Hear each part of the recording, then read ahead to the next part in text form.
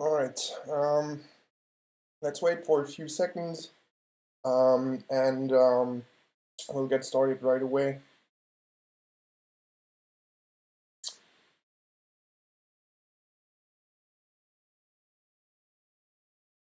Let's give it until 12:02, 12:03.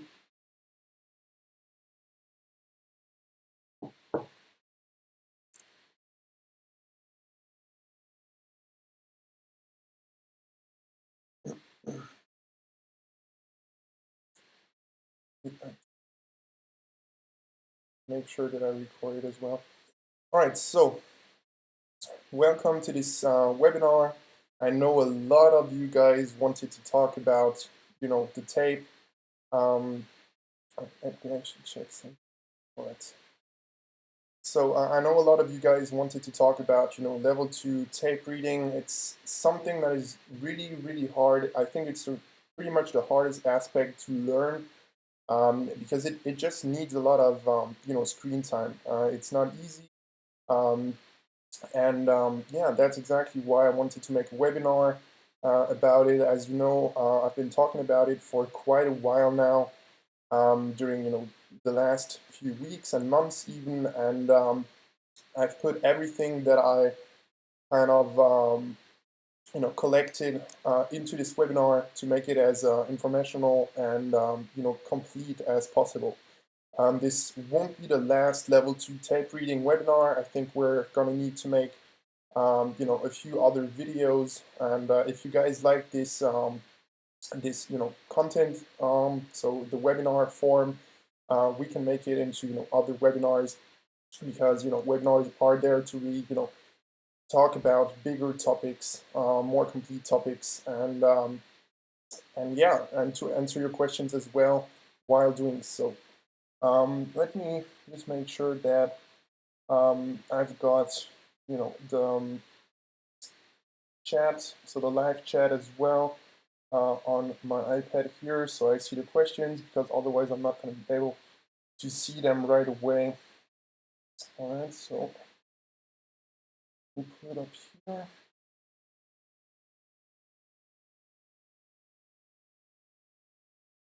All right, so if you want to ask me questions, do so in the live chat, not on Discord, because otherwise I'm not going to be able to see them. I mean, I'm going to be able to see them, but it's far easier for me to see them right here on my iPad. So, all right, let's get started right away. So, first of all, we're going to do a quick recap of what level 1 and level 2 is, because a lot of you guys know already about it. It's not going to take it's going to take 2 or 3 minutes right now, but I just wanted to really start at the bottom level. I don't want anyone to feel like he doesn't understand something.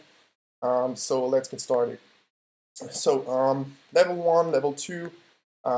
This is what the level 1 is going to give you. This is the information that you're going to get. So with the level 1, you're only going to get basically the best bidder and the best offer / the best ask, and you're going to get a few information. So the first thing you're going to see is how much the buyer is willing to buy. All right, so this is 100 shares, and he wants to buy it at the best bid that is currently on the level 1, which means there is no person that wants to buy at a better price, at a higher price. This is the the price, the fair price, and in this case it's 644.82. And on the right side, you're going to get basically the best ask, the best offer, which is going to be 300 shares at a price of 644.89. All right, so level 2 is going to give you a bit more, actually a lot more information than the level 1. This is why we're using the level 1 and not level 2. And it's going to give you also a few other things that I'm going to explain right now. So it's going to give you basically the same information as the level 1 at first, which is going to be the best bid. The best bid is always on top, all right? It's the highest on the level 2, and it's going to give you basically, so the quantity, in this case, you're going to see 10, 10 in this case doesn't mean 10 shares, all right? Most of the time, level 2 is going to be set up that way, that you need to add 2 zeros at the end of the quantity, basically. So in this case, the base bid is from GSCO being Goldman Sachs, that is who is willing to buy. So on the left side, who is willing to buy, how much, so the quantity of it, in this case 1/16, and the quantity is going to be basically 1,000 shares in this case, all right?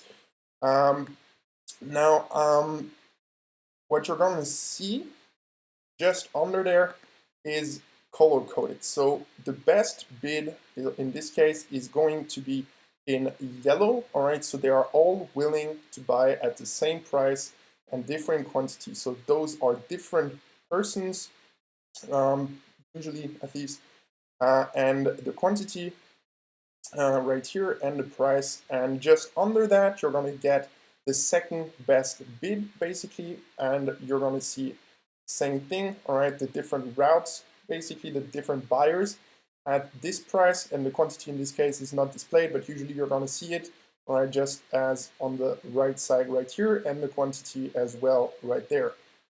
All right, now, let's see. One thing we didn't talk about yet is going to be the tape, all right?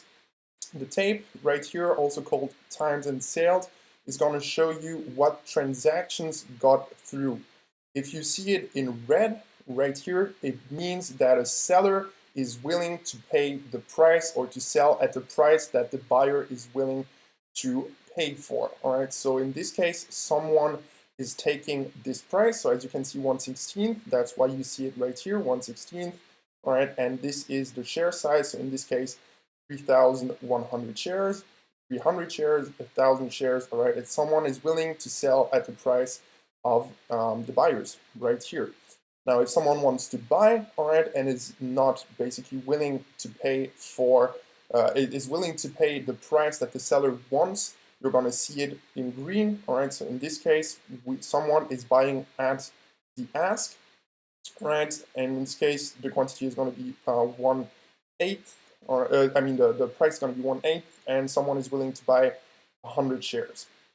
All right, so that's going to be it for the level 1 and level 2. All right, that is the explanation that you need. This is what you see when you are seeing the level 2 and also the level 1. All right, so next, right here, we're gonna, I prepared something, all right? I've been preparing this one for quite a while, so I'm gonna show you exactly what I personally see when I look at the level 1 and the level 2. So I'm only looking at the level 2 usually. The level 1 is gonna be more like I'm looking, at my phone and trying to find some right, so give me a sec here, we got a question. Yeah, we have moved, it's true, we have moved from the fraction system.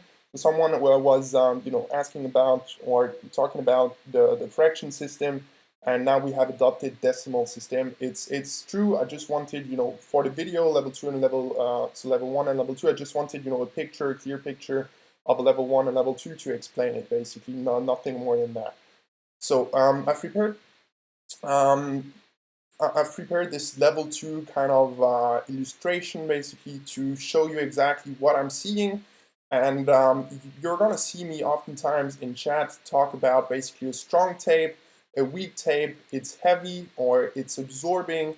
Those kind of words that I use are really common for me, but some of you might not understand what I mean when I look, at the tape. So what I drew right here is going to be basically, so what you see in green right here, those are going to be bids, all right? So you're going to see a level 2, right? You're going to get the best price and the best offer, which we just talked about, all right? And the bids are going to be in green, so that's what you see right here, the green kind of lines. Those are going to, show you basically on level 2, that's going to be, let's say, a stock that is at $100, right? So you're going to get $100 right here. You're going to get 100 98.1 or whatever, right? So the best offer just over it, that's going to be, 97, whatever, 95, 94, right? Just for the sake of this explanation, right? So a weak tape for me is going to have a few things, right?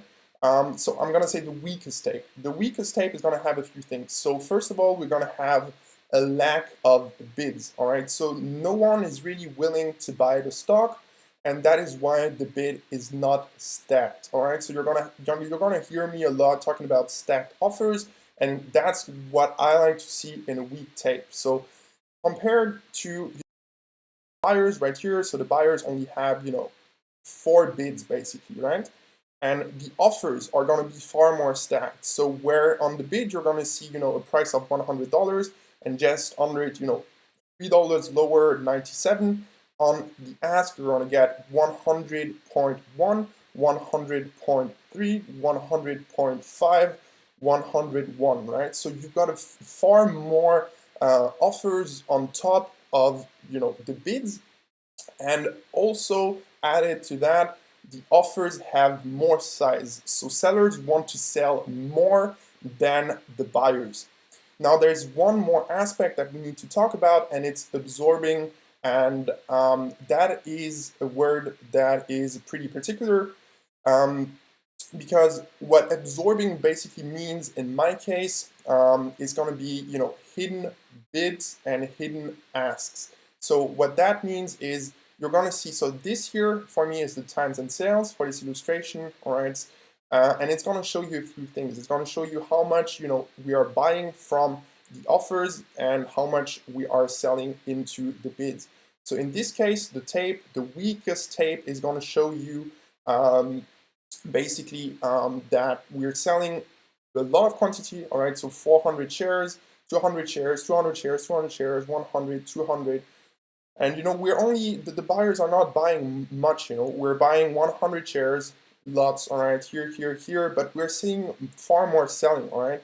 And the weakest tape shows you that no one is really hiding any shares on the bid, all right? So where, a stronger tape is going to show you 100 shares, but, it can absorb all that size, all right? Someone is showing 100, but on the tape you're seeing, 300, 500, 1,000 shares hitting him, but he's not disappearing. On the weakest tapes, you're going to see 100 shares, and as soon as one of those, sales is going to get through, so attacking that bid, the bid is just going to get filled, and he's not there anymore, right? So the buyer is not there anymore, and we start moving down, and all those offers start moving down as, a big block of sellers just, hammering the stock down, taking all the bids, and the size just, gets through and it moves down. Now, a balanced stock is going to be a stock that just goes sideways, all right? So buyers and sellers are as strong as, the other, so nothing is going to really happen. So what you're going to see is basically, no stacking on the bids and no stacking on the offers, or vice versa, stacking on the bid and stacking on the offers, all right? So both sides are as strong as the other.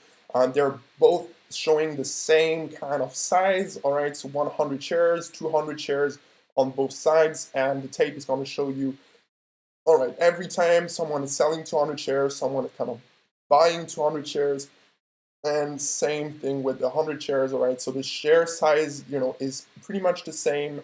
The bids and the ask, the stacking level is going to be the same. The bids and the offer quantity, all right, is going to be kind of the same. Now, a strong tape is pretty much the same thing as, the weakest tape, but just, completely the opposite. So where, the weakest tape is going to have a lot of stacked offers, the strong tape is going to show you, stacking of bids.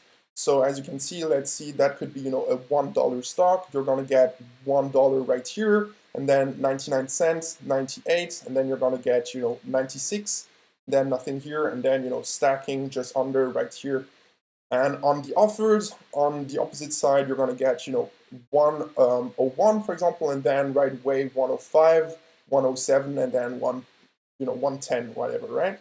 The offers are not going to get as much quantity on there, all right, so 100 shares right here, and as soon as someone attacks that that offer, so let's see, so we don't here right here, all right, so if we attack him with 100 shares, we're just going to move up, and the stacking is going to continue. So where the bids were at $1, 99, 98, they're going to be at 102, 101, 1 and under, right? So one other thing is just the quantity that we're showing more size on the bids, and we're continually moving up, buying through the stock.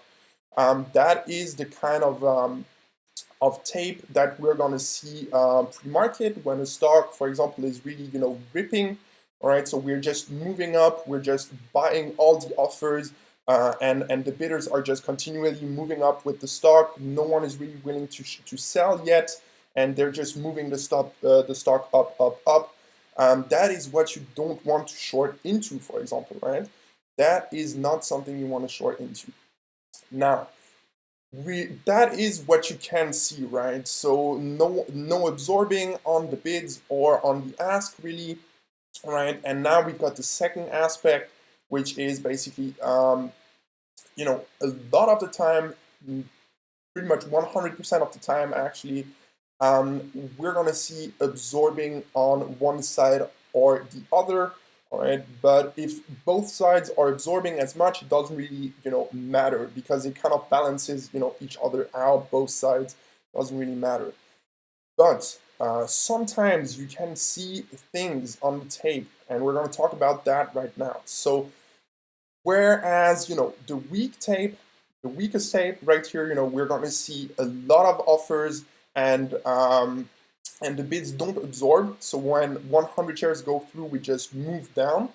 A hidden strong tape could be something like this. So this is not the a really strong tape for me, the hidden strong tape, but it's a tape where you want maybe to stay away from, because there is an agenda. Someone is buying hidden. He's not willing to show his size on the bids. So right here, the green ones. Right, someone is not willing to show basically his size, so you're going to see stacking on the offers. Let's see that could be whatever, $1 right here, the best offer, and that could be 99 cents. Someone is showing 100 shares, right? So you might think, all right, there is only 100 shares, and just above we've got a total of 800 shares. It should move down, right? But someone is showing 100 shares, but you see the size go through. So 200 shares, 100 shares, 100 shares, 100 shares. So a total of 500 shares, right? But he's not disappearing, all right? The bidder is not disappearing. He's gonna, absorb. Oh, wait a sec. How can I do this then? Let me get that way. All right, so you're gonna see it in the middle now. So that should work, I think. Let's actually do it that way. That's going to be on top now. So what I was saying is, you see the stacking on the offers, and you've got that 100 share bidder, and we see a lot of size going through, but we're not moving down. Someone is just buying hidden. Now, he's not going to stay there for the whole time. Most of the time, he's going to get filled 1,000 shares. Then we're going to start moving down to the next level, but you're going to see the same thing where someone is showing a bit of just a little size, but he's going to absorb a lot, right? And that makes it hard to move down, because shorts are going to get overconfident. They're going to see the tape. They're going to think it's super weak, right? But in reality, we're just absorbing, and then shorts realize, oh, we're not moving down, and they start hitting the offers, right? So we move up, we move down, absorbing, panic up, move down, and we're gonna see basically most of the time just a grind down. All right, we're not gonna see kind of the crashes we want to see, but we're gonna see basically grinding down. So grind down heavy, and then panic a bit because the bids are not disappearing, and then move down again and again and again. Right? So let's see. On the time and sales, what does do the colors of the prints correspond to? So red is going to be we're hitting the bids, so a seller is hitting the bids, and green is going to mean a buyer, a bid, someone who's willing to buy shares is going to hit the offers, all right? So in this case, green is someone hitting the red, and red is someone hitting the green. All right. Now we also have hidden sellers and hidden buyers. All right. So this kind of tape is going to be something that I don't want to, touch at all. All right. So it's a tape that is as as I was saying. All right. On the let's see. So whereas the balanced tape here, no one is really, hiding any share size. So 100 shares go through, we move up. 100 shares on the bids hitting, we're going to move down. The hidden seller buyer tape is going to be something I don't want to touch because both sides are basically absorbing as much on both sides. So the buyers are hiding their share size. The sellers are hiding as well. We start moving up, we don't get through because someone is selling hidden on the offers, and then we move down, same thing. All right, so that's gonna be basically the same thing as on top because we don't know who is really hiding the most share size, and usually that's gonna be a sideways stock. Now, there are a few other things we could see, right? So let's see. So right here, we could see basically that someone is hiding on either side. So let's see, this one might be someone absorbing on the bids.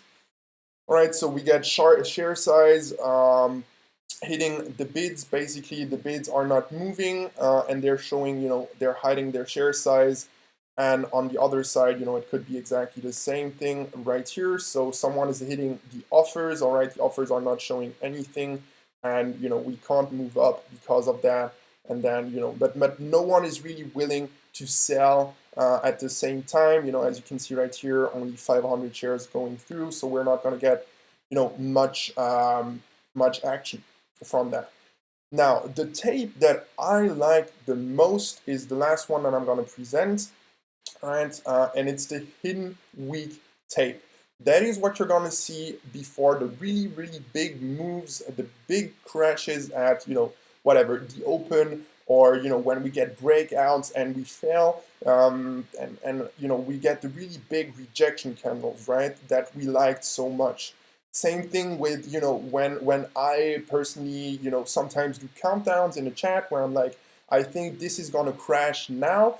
This is what I'm seeing on the tape. So you're going to see, let's see, let's say we have a breakout area, right? So $1, we're trading under it the whole time. And then we tried breaking out, right? We make it over $1, but then we've got, 101, for example, right? So 1 cent higher, and that would be this offer right here. And we see a lot of buying go through, right? So we've got, right here we've got 1,100 shares, right here 500, and here 600 shares. And so what you need to understand is when we got a breakout area, people are going to panic out, right? Every single short that is risking that area is going to try to get out once we break over it, right? But what you need to think about is what happens when everyone's expecting a breakout, size is going through, but nothing moves, right? Well, that is going to be a big, oh, I need to, get out of my long kind of thing, or the shorts that got out, oh, it's not actually moving up. I want to hit the bids now, right? And so in this case, I drawed that we have quite a lot of bids, but that would be, just bids just over, so at the $1 area, right? So we got a lot of bids there because people want out, buyers are trying to buy, but usually the biggest size is going to hit the ask. And in this case, you might think, oh, we don't have a lot of offers, right? We don't have a lot of size on the ask, but everything is going through, but the seller is not moving at all. And then panic kicks in, we crash through the bids, and panic sets in, and we get the big rejection. Now, that's kind of what, the different tapes I see. So to recap, what I like to see is going to be a weak tape, all right? This here, this is going to be what I want to see after the big breakdowns, when I'm looking for continuation fade, when I say, no, I'm not going to cover here, I'm going to cover, whatever, 10% lower or whatever, because it's heavy. The weak tape, That here is the heavy tape. This is what you want to see once you are in a position. This isn't the best point to enter a position. The best point to enter a position are the areas of pure panic, pure emotions, all right? When everyone's emotional and everyone's chasing and everyone's doing the same thing on the same side, that is when you need to be super focused and not emotional at all right? And this is the tape you want to see, all right? Hidden weak. So when everyone panics out of the stock, everyone's hitting the offers, but nothing is moving. When you see that nothing is moving at all, that is when you want to hit it. And you don't want to be entering, at least I don't want to be entering at the $1 level, so where all the offers are, because usually we're going to break through it. All right, so you might think, yeah, but I want to be risking off the resistance. But the problem is everyone's doing the same thing, right? So when we break that $1 offer where all the quantity is, where everyone's showing size, but just over it someone's not showing any size, but everything goes through and nothing happens, that is when you need to enter, or at least that's where I enter, right? That is where I enter. That is when panic kicks in. And after that, I want to see heavy tape for the fade. And usually, for the kind of ads when I get short, when I want to add to the position, I'm going to wait for something like that to happen. So just buying, grinding up, and then hidden offers on the ask, right? So hidden the sellers on the offers, and we try to make it up, can't make it, it's kind of overextended. So as soon as you see that, you can expect a pullback. And if we are in a stock where longs are bagged, that already happened, and we see this tape on the move down, on the way down, this is where you want to get your ads. So when something like that happens, and after the rejection, you want to see this tape come in again and fade until the close. Now everything I just told you, is kind of on the short side, right? But you can reverse it. It's exactly the same thing for long positions, all right? It's just that I personally short kind of 95% of the time, 90 to 95% of the time. That is why it's easier for me to explain it. And at the same time, with the small caps, usually, at least in the market we're in right now, we are going to see more of more clear areas to enter for the short side, at least in my opinion. So from there, what you need to understand about tape reading, let me actually go through the questions because it's kind of getting stacked right here. So let's see.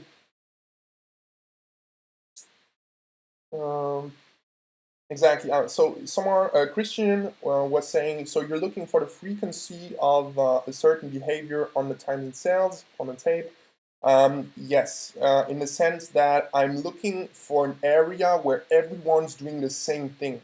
Now, this right here shows me everyone is panicking out. Everyone's seeing, the breakout we just talked about from that $1 level, for example, and everyone's doing the same thing. But if nothing happens, everyone ends up on the same side. Do you typically ignore trades that transact inside the bid and offer?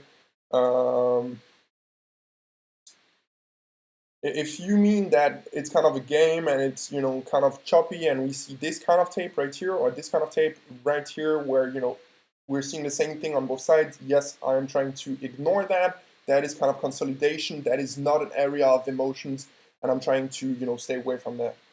Hidden buying and hidden selling might be observed by noticing multiple times and sell prints, but the size of bids and offers doesn't change.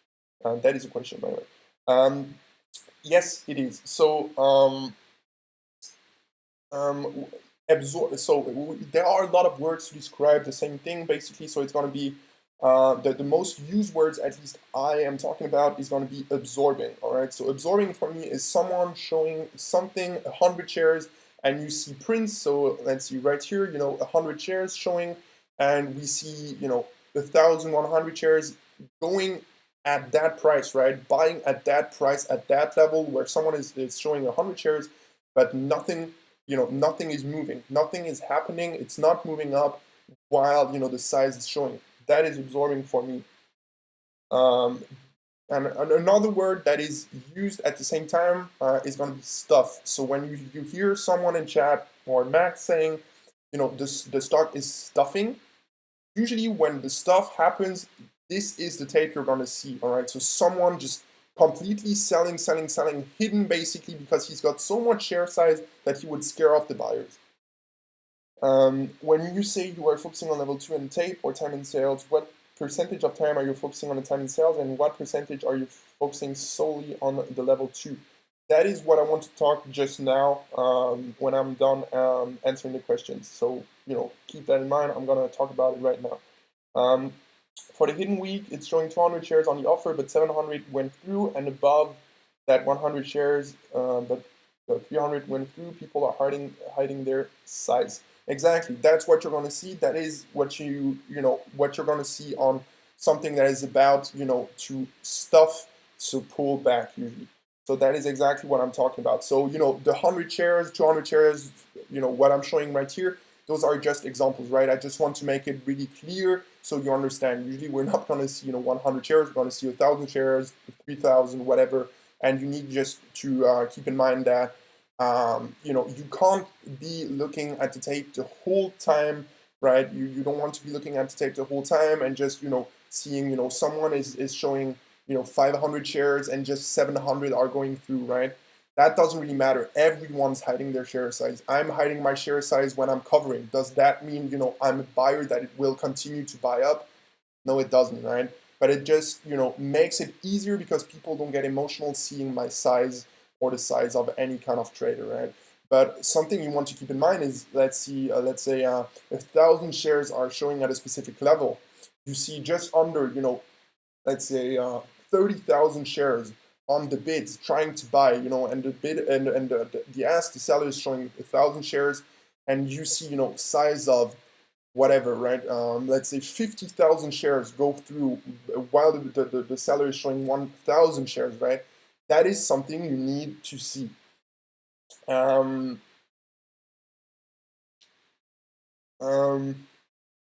the bid stack is only good for a stock for the move up if the offers are not absorbing.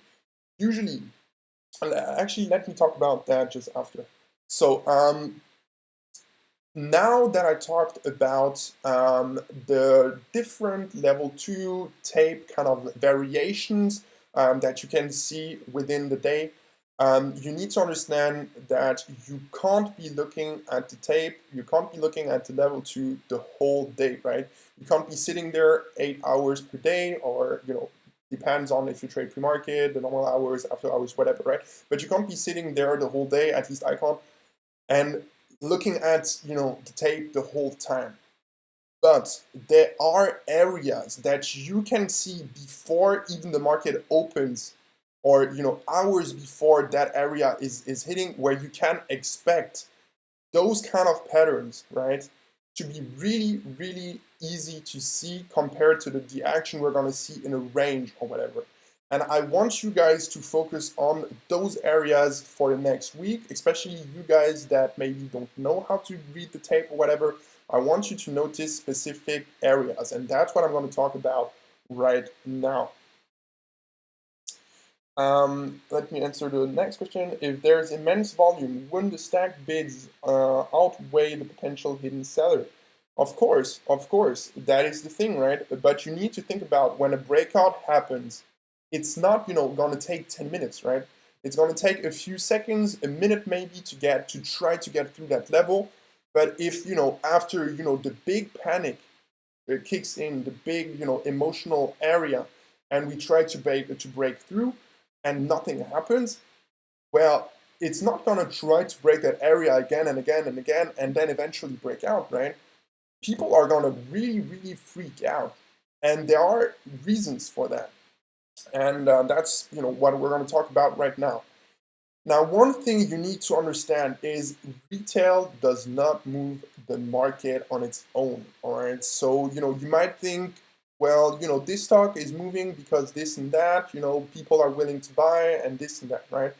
You need to understand that small caps have one reason why they run, one reason why they gap up, why they move, why they have runs, why they have offerings, basically how the market and the small cap world that we trade works. And that is just cash, all right? Companies need cash to run their businesses, right? And to do so, to get that cash, they need to sell stock into the market. That is the easiest way for a company to get a lot of money, all right? So offerings. And to get those shares out, to sell onto the market, right? They need liquidity, they need volume. Without any volume, the company cannot sell stock and cannot make any money from it, because if no one is willing to buy, there's no one to really sell into, right? And if you have millions of shares but the stock is only trading 10,000 shares per day, you won't be able to kind of retain the price you're trading at and at the same time sell stock. If they wanted to sell 1 million shares into 10,000 volume per day, they're going to crash the stock down to zero, all right? And those manipulators try to hit emotional points, really emotional points during the day that have the most volume, all right? The most volume you're going to see are at breakdown areas, over resistance, under support, and generally where people are getting really, really emotional. So I made a few examples right here, and those areas where the most volume is traded, where the emotions are the biggest, are called liquidity events and liquidity basically areas, all right? And those areas are where manipulators are working the hardest to work their magic, whatever they want, right? Manipulators don't only crash stocks down, but what they need to do is trap shorts. That is why we always talk about ETB. They trap stocks that have a lot of shorts in it, all right? People just hammering the stock, and they rip it up, with the shorts basically getting out. When shorts get out, right, they hit the offers and they move the stock up. And those shorts hitting the lows are the most, newbie traders. All right, newbie traders hit the lows. Newbie traders are emotional. They get in at those areas because they see a breakout, a breakdown. But if you actually tracked it, breakouts actually failed more often than not. All right, just that's a fact. For the small caps, at least I trade. So the areas of interest are going to be, in this case, this is the pre-market, all right, and the pre-market is going to move sideways within a range, all right. After that, we get a breakout, all right, and we start moving up into the open, and at the open, we start crashing down, all right. We start crashing down, sellers are getting in, short sellers are hammering, all right, and by the time we get to that breakdown area, right, let's see, that could be, $1, right? By the time we break down $1, we're really overextended to the downside, right? And still, even with the overextension, people are seeing, wait a sec, we were, in a range at $1. Now it's breaking that mark, right? It's overextended, but it's a breakdown. It's valid, right? And then, we see the breakdown happen, and exactly in this area right here under $1, what we're gonna see is going to be, let's see if you can get it or not. We're gonna see basically this, right? The hidden strong tape, where people, shorts, are trying to get in, right? Everyone's rushing, everyone's like, oh, I need this breakdown, I need to get in, right? But you see a lot of share size going through, hitting the bids, but nothing is moving, all right? The stock is not moving down. Someone is absorbing that whole share size, right? So where the shorts are now in, someone is accumulating a position of 10,000, 100,000 shares, right, of people short, but the stock is not moving down. Well, what happens when people don't want to sell, don't want to short anymore? Well, they need to get out of their shorts, and that is exactly what we're going to see after that, right?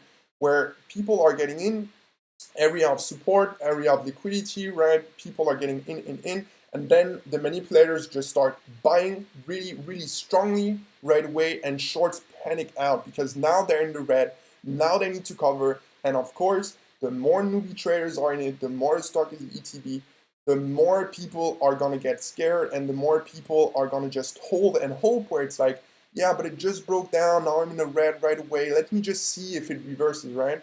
and then it just starts ripping, and it starts really, ramping up. It starts moving really, really, strongly and fast, just in general. Let's see here, we got a few other questions. You hide your cover size, but not when you enter. Is that because there's, oh, I hide both. I hide when I want to enter, I hide when I want to exit, because people are not going to hit me if I don't, right? I need to do it because otherwise I'm not going to get filled anything. When I cover, it's usually lower volume. Yes, indeed. That's why it's even more important in this case. You're right. But at the same time, I try to, even if I'm hidden, I try to kind of take my covers and split them in multiple orders so, I get filled. Can we define who manipulators are? Are they typically the underwriters that the company hires to sell stock? Yes, indeed. Those are most of the time the underwriters. Doing that. All right. What underwriters do is either they push the stock up pre-market where the volume is the lowest, basically, to get the price stock as high as possible, basically, with the least amount of volume as possible, because that means less volume means less shares that they need to accumulate. And at the open, of course, we get 1 million volume within one candle or more, whatever, right?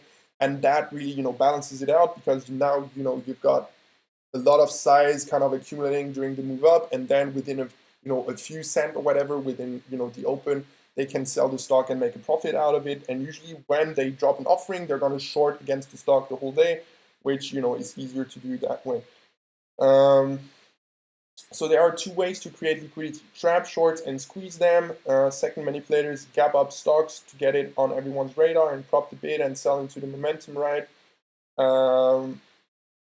Yeah, I'm gonna, it should work that way with, I'm seeing my screen at the same time.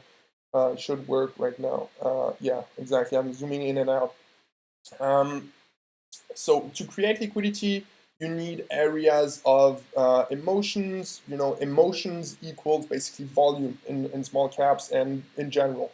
As we break down, we accumulate. All right, that is the area you need to look at when you are trading. All right, everything else doesn't really matter. All right, because what you see apart from this area is basically, so this move is the result of this here. All right. Now you could, short the open and risk the top. That is another trade, right? But still, we're talking about tape reading, and we need to, understand that we have areas of interest, and those areas are where you need to focus the most. So after that, pre-market, this is, the opposite case. So you've got a stock that is moving up, pushed by the underwriters, pushed by some entity that wants to sell stock at the end. And we see, a move up, and then we start, to fade pre-market, right? So what happens when we start fading pre-market and even have, a heavy tape or whatever, is that shorts are going to get in. All right, so shorts are getting in. Shorts are getting more and more confident. We are, being, the stock is really being weak as we head into the market open. Now, at the open, what happens is manipulators just start buying, right? Why do they do that? Well, because it doesn't take much volume, maybe, all right? So they've got access to what we call order flow, so they know exactly if there is a seller or there isn't. That is, the whole, it's another theme, right? It's the zero commission thing and all. But they start pushing it, right? This might be manipulators, this might be, whatever, that might be manipulators and the retail as well. So people, thinking it's gonna rip, whatever. But we head into the breakout area, right? Everyone who is short from here, or most at least, are gonna have their stop at the high, all right? Because that is the highest structure, the highest point, right?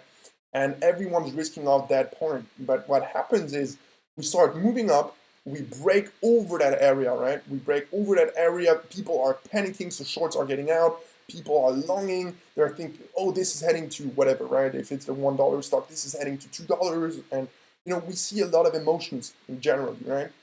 And people start buying, but just over the breakout area, what you're going to see is, I think you all know it now, is going to be the the hidden week. All right, so right here we see emotions, right? People are buying, buying, buying. They're stacking the bids. They're really trying to break over that area, and nothing happens. Nothing happens. The size goes through at the breakout area and over, and we just don't move up. We don't move up. We don't move up. Why do you think that is, right? Because manipulators want the biggest volume, they want the biggest buying, and they want the highest price at the same time. So what that breakout is giving them is basically volume, a lot of volume, so a lot of volume to sell into, and at the same time the best price as well. So when that happens, when the breakout happens, look at the tape, because the tape tells you exactly if it's a good breakout, so if it's going parabolic, or if someone is hidden at that level, right? So breakout areas like this one is or are points of really big interest, right? Because that shows you who is really in charge of the stock. Now, other things you might have seen in the past, this here is going to be, not at market open, not pre-market. This is, during midday, whatever, right? Or in the afternoon, or, whatever, the morning. And we start moving in a range, right? Everyone's looking for the same thing. They're seeing a stock trading in a range. They want to see if we can break down or break over it. Now, if the manipulators want the stock higher, that might, have different agendas. That might be because, they want a higher closing price because they want to offer through an S3, and they've got, to get a higher MV close to basically bring their MVPHS up and be able to raise more. That is another theme as well.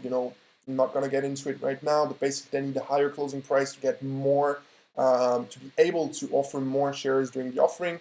What they might do is, and that happens usually on ETB stocks, so where shorts and shares are really available, they're gonna break it down, right? Everyone's thinking the same thing again. Everyone's like, oh, it's breaking down. I need to short, short, short. And sellers are, selling the stock. What do they do? What did the manipulators do? They buy. All right. They start buying in this area because people are hammering it just short, right? And what happens next? They just move it back up into the range. Shorts are trying to cover. And when we arrive at that area where every stop is, they just, rip it up. So in this case, shorts are going to be in at the worst average possible, and at the same time, manipulators are going to get the best average as well. All right. So when we do see that area, what we are going to see is the hidden strong tape. Let me move it up again. All right, on top right here. This is the kind of tape we're going to see. So a lot of size going through the bids, all right, but nothing is moving. Nothing is moving. It's not moving down. And what you might see as well is a huge offer, all right? So let's see, let's say 10,000 shares, 20,000, 30,000 shares. What you need to think about is, as a seller, I do want the best price, right? So why the hell would I want to show my share size if I want to get filled? Because you don't want to get filled, all right? What you want is people really getting emotional because you are showing your size, right? And people are like, oh, there's a huge seller, right? It's going to move down. But in reality, the biggest size position, the biggest, order on the level 2 is going to be hidden, all right? So where you see 100 shares, it might be 100,000 shares, right? And he's going to get taken out at some point because sellers are going to come in, and right away, 1 cent lower, whatever, we're going to see the same thing where someone is not showing size, but size is going through on the level, on the tape, on the times and sales. All right. So same thing right here. All right, we're going to see a range, and then we break out, and same thing, we're going to see the hidden week tape right here happen, and then as soon as the panics stops, sellers are going to see, all right, and so manipulators are going to see, all right, we can't move it up anymore because of the shorts. We sold as much as we could. Now the end game is still the same. We want to sell stock, we want to hedge the offering, we want to get out warrants, the ATM, whatever. And they start really selling because now they took advantage of all the shorts. They can't play with them anymore. so they're gonna need, you know, to hit the buyers on the bids. Right. Let's now open it up for some questions again before we continue. Do you take notes of the timing sales level 2 behavior in the market? Do you see if when price gets there intraday, it shows the same behavior? Of course, I look at that. I don't write it down because I just, you know, can't remember. But basically, if I see something really weird happening during pre-market where someone is showing huge size on the bids but nothing is moving, or vice versa, a huge offer and nothing is moving, I want to keep that in mind, and I want to keep in mind the area where that happens. So let's say that happens at the high of day, right, at the high of the pre-market session. I want to keep that in mind because when we eventually try to trap and try to get that pattern right here, right, where we break out, I want to look at that area where someone was, you know, showing a huge bid, but it crashed down and he just pulled his offer, right? I want to see that. So to conclude that topic right there, this might be what you're gonna see on tickers, right? Where you've got the pre-market session, all right, we've got a range, we break out, we don't see, you know, the hidden weak tape that we always talk about, we don't see this, but we see a strong tape, so we keep on buying, moves up, no problem, then we get the range, all right, and we open weak into the open, we start moving up, all right, everyone's thinking the same thing. If they're short, they're going to risk the high up day, and then, you know, hidden weak tape again, someone, you know, is just hidden on the offers, size goes through, nothing moves, and maybe we see a big bidder as well, right, but nothing moves, and then the big bid just pulls, so he doesn't get filled, but he just pulls his order, he just, you know, cancels it. We move down, we really crash down. Next area, people are getting back in short. We get overextended, we get into the breakdown area, all right, we break down, but then we see a hidden strong tape, all right, so what we see on top right here, we see, you know, absorbing, and then, you know, we push up, we get all the stops, right, so shorts panic out, the shorts do the work for the manipulators, they move it up, basically the manipulators have a great average, all right, and then you know, we move it up, we don't see any hidden sellers on the tape at that breakout area, then we form another range, and then of course now manipulators that have sold into the stock and then accumulated back at the lower average, they want to sell because, as I said, you know, what I'm looking at are, you know, dilution stocks, right? Stocks that have a lot of shares to sell, stocks that need to do offerings, and that is why I look at fundamentals, because the fundamentals give you basically a good overview of what you can expect from the tape and what you can expect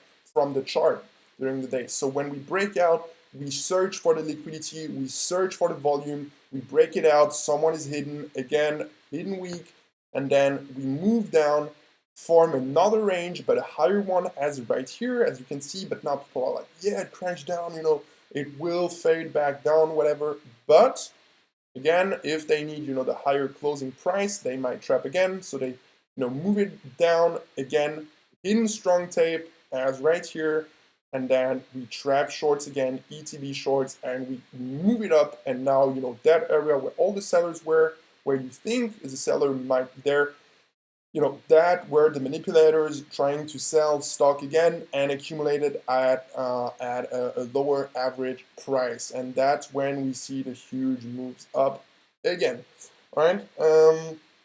So let's essentially level 2 is most useful just before, during, or immediately after breakout spots, breakdown areas, or generally areas of high emotion, correct?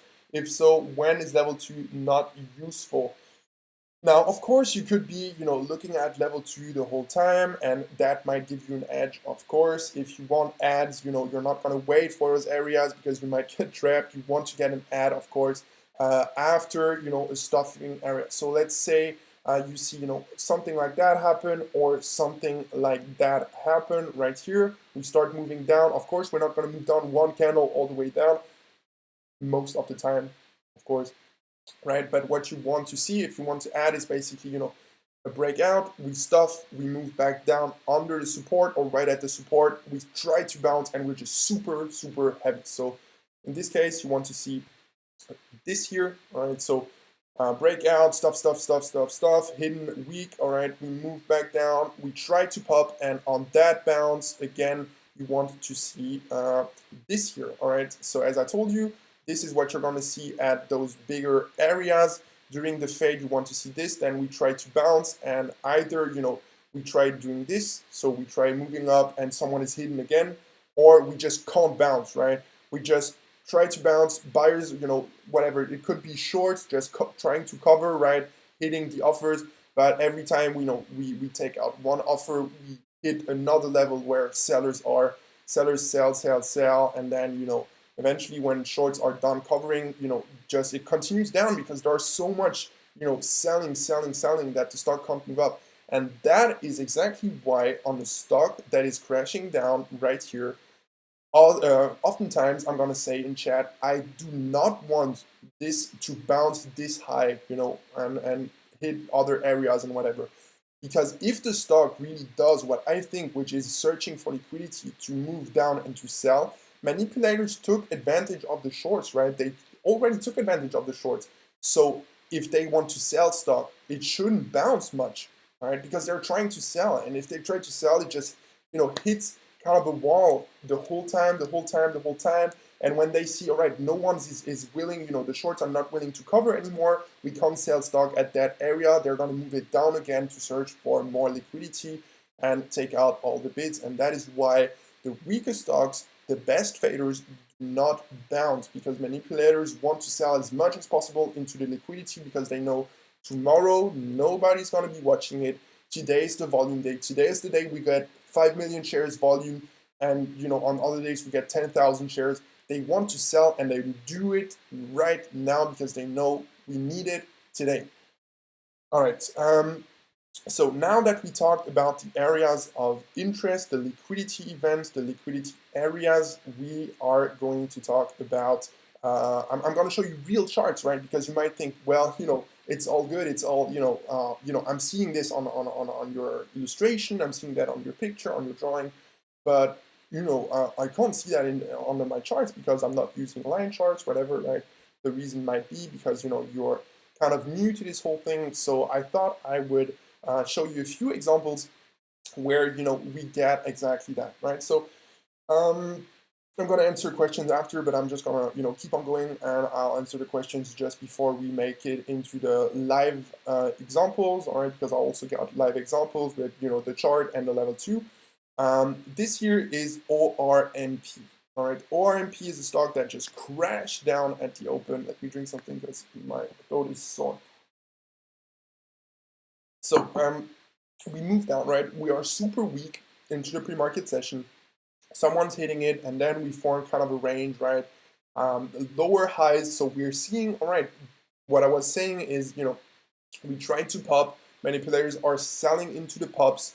And as soon as they see, all right, no one's really there to buy anymore, they're going to move it up, move it down again. So, higher, the highest high, then lower high, lower high, lower high, and then, we move it down. And then at the open, what do we see? We've got that low, actually, let me make it a bit bigger here. Not sure if you can see it, that's why. So we've got that area right here, as you can see. We move it down and look at the volume. Right, volume is there, not much, right? But what happens when we break under the support, move it down, all right? We get that volume candle right here, bigger volume, right? That is people hammering short, sellers hammering, and manipulators are buying. So in this case, as I talked about, one sec. So this, what you're going to see right here is going to be this this tape right here, right? People hammering, but someone is absorbing. And what happens next? Gets back into the range, all right, and just rockets up. And what happens? We get big volume, right? That is exactly what I mean. Where do they move it to? Where's the resistance? Right here, right? People are putting their stop just at the resistance. They pop it over, they take all the volume, all the stops, basically shorts covering, so basically needing to buy. And that happens, right? The biggest volume is at the liquidity event, the liquidity area. And from there, we just crash back down. And from there, what happens is many players are now done with the trap, and higher high, so highest high right here, and then lower high, lower high, lower high, and many players see, all right, we can't push it much now, right? We are done with the trap. We can't sell more stock at that area. We took advantage of the shorts, and now they just dump it. That is an example, a prime example of, what we're going to see. And after that, again, we're at the support area and we make it under it. We trap, we move it back up. And from there, what you're going to see is choppy action. So in this case, what you're going to see is, a balance tape right here, all right? So as much sellers are as the other side, all right? And at the same time, we're not fading down, so shorts are going to cover into, so during the day, basically they're going to, get out, and at the end of the day, when the stock really doesn't move down, shorts are starting to cover, and that is why we see the ramp up, basically. So this stock is, or was most likely, an ETB stock. Now, TNXP, same thing. What do we do? Resistance areas right here. 1.5, right? And this is a trade, for example, that I personally took. So, we got that resistance area, we moved down at first, right? Break the area of support, we absorb, we start moving up, weak into the open, and then they rip it up, right? They rip it up right at that area, and, we make it over, and then heavy, we reject right away, and I actually took it short right here, right into this area, as I was talking about. Those are the areas of emotions. Those are the areas where I want to enter because other people are covering. Most are thinking breakout, and when everyone's on the same side, usually they're wrong. All right, so after that, we start, absorbing again at the support level, and we make it over it. So we break out again, right here. But as you can see, the volume is kind of getting lower. So manipulators are taking advantage of the shorts a bit, but it's not really working out, right? And after that, we move down again right away. We try making it, and then we see heavy tape, all right? We tried bouncing, we make it into orders, some get taken out, and then, next level, right away, the seller refresh, they come back to the area, they move it down. Every time we bounce, so higher high, and then lower high, we try making it over, can't make it, and then they just let it go. They sell, and from that moment on, especially when shorts, so locates are, expensive, they just keep on selling during the day, right? They try, you see areas like that every single time, right? So we've got that resistance area, they poke it over, see the liquidity, all right, shorts are covering, and they dump it back. And then lower high, heavy, breakdown, and we move further down. That is what I'm looking at. I hope this is clear for you guys. I hope that you see and understand what I'm talking about right now. If you do, please write it down so I know that you understand that. So next thing, CEI, another one, right? A bigger trap this time, right? So we've got basically the high right here. We're making it weak, as you can see right here. Breakdown area, absorption right here, we reclaim, and from there on we just start moving up. In this case, as you can see, we've got that high here, so I'm going to wait for that, area, liquidity event area. We make it up heavy, and I actually, again, wanted to take it short there. In this case, I didn't get short because I just didn't have the locates at that time. And rejection, we tried the bouncing, again, heavy tape. We tried to get, the shorts out, maybe from this resistance area, and then we dump back, and then, we move down, and again, support area, we break down, everyone's getting emotional if you compare to the volume, all right? We've got some more volume flowing in, and then we just start reclaiming, right? And shorts are getting squeezed again because it broke the support, but no follow through, absorbing on the bid, and then we start moving up.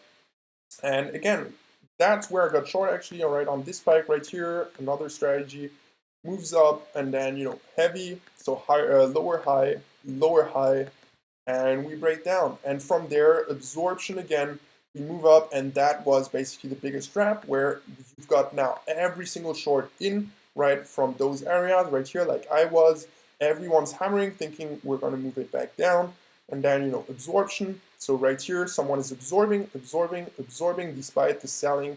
We move back up, and that is exactly the bounce I'm talking about. This should not happen at all, all right? This, you know, this is already like, I'm 70% sure we're gonna make it back up. And when I see this, I'm 90% sure we're gonna make it back up, because the stock that is weak, the stock where manipulators are selling, should not be bouncing. This should be fading off, because manipulators need volume and they need liquidity to sell. So in this case, what they do is they move it up over the 280 level, and of course, you know, we've got the resistance area, which has volume. That is one area of interest, and at the same time we also have whole and half numbers, right? 2.5 is going to be a high area of volume, of emotions, because it's a half number. People put their stop there. $3, same exact thing. All right, so in this case, we move up, can't make it. All right, and liquidity event, people are stopping out, dumps back, but they still absorb this time.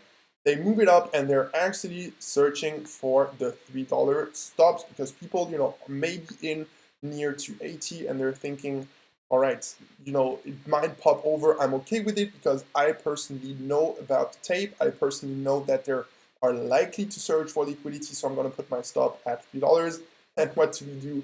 We squeeze into $3, search for the liquidity, make it to 303 or like 310, and right away, when shorts are out, when people, you know, what you're going to see right here on top, you know, someone is selling hidden right in here, right? Someone's just selling, and as soon as we don't have volume anymore, people are not covering anymore, people are not buying into the stock, move down, boom, right away we try to bounce, and that is the bounce that we want to see, right?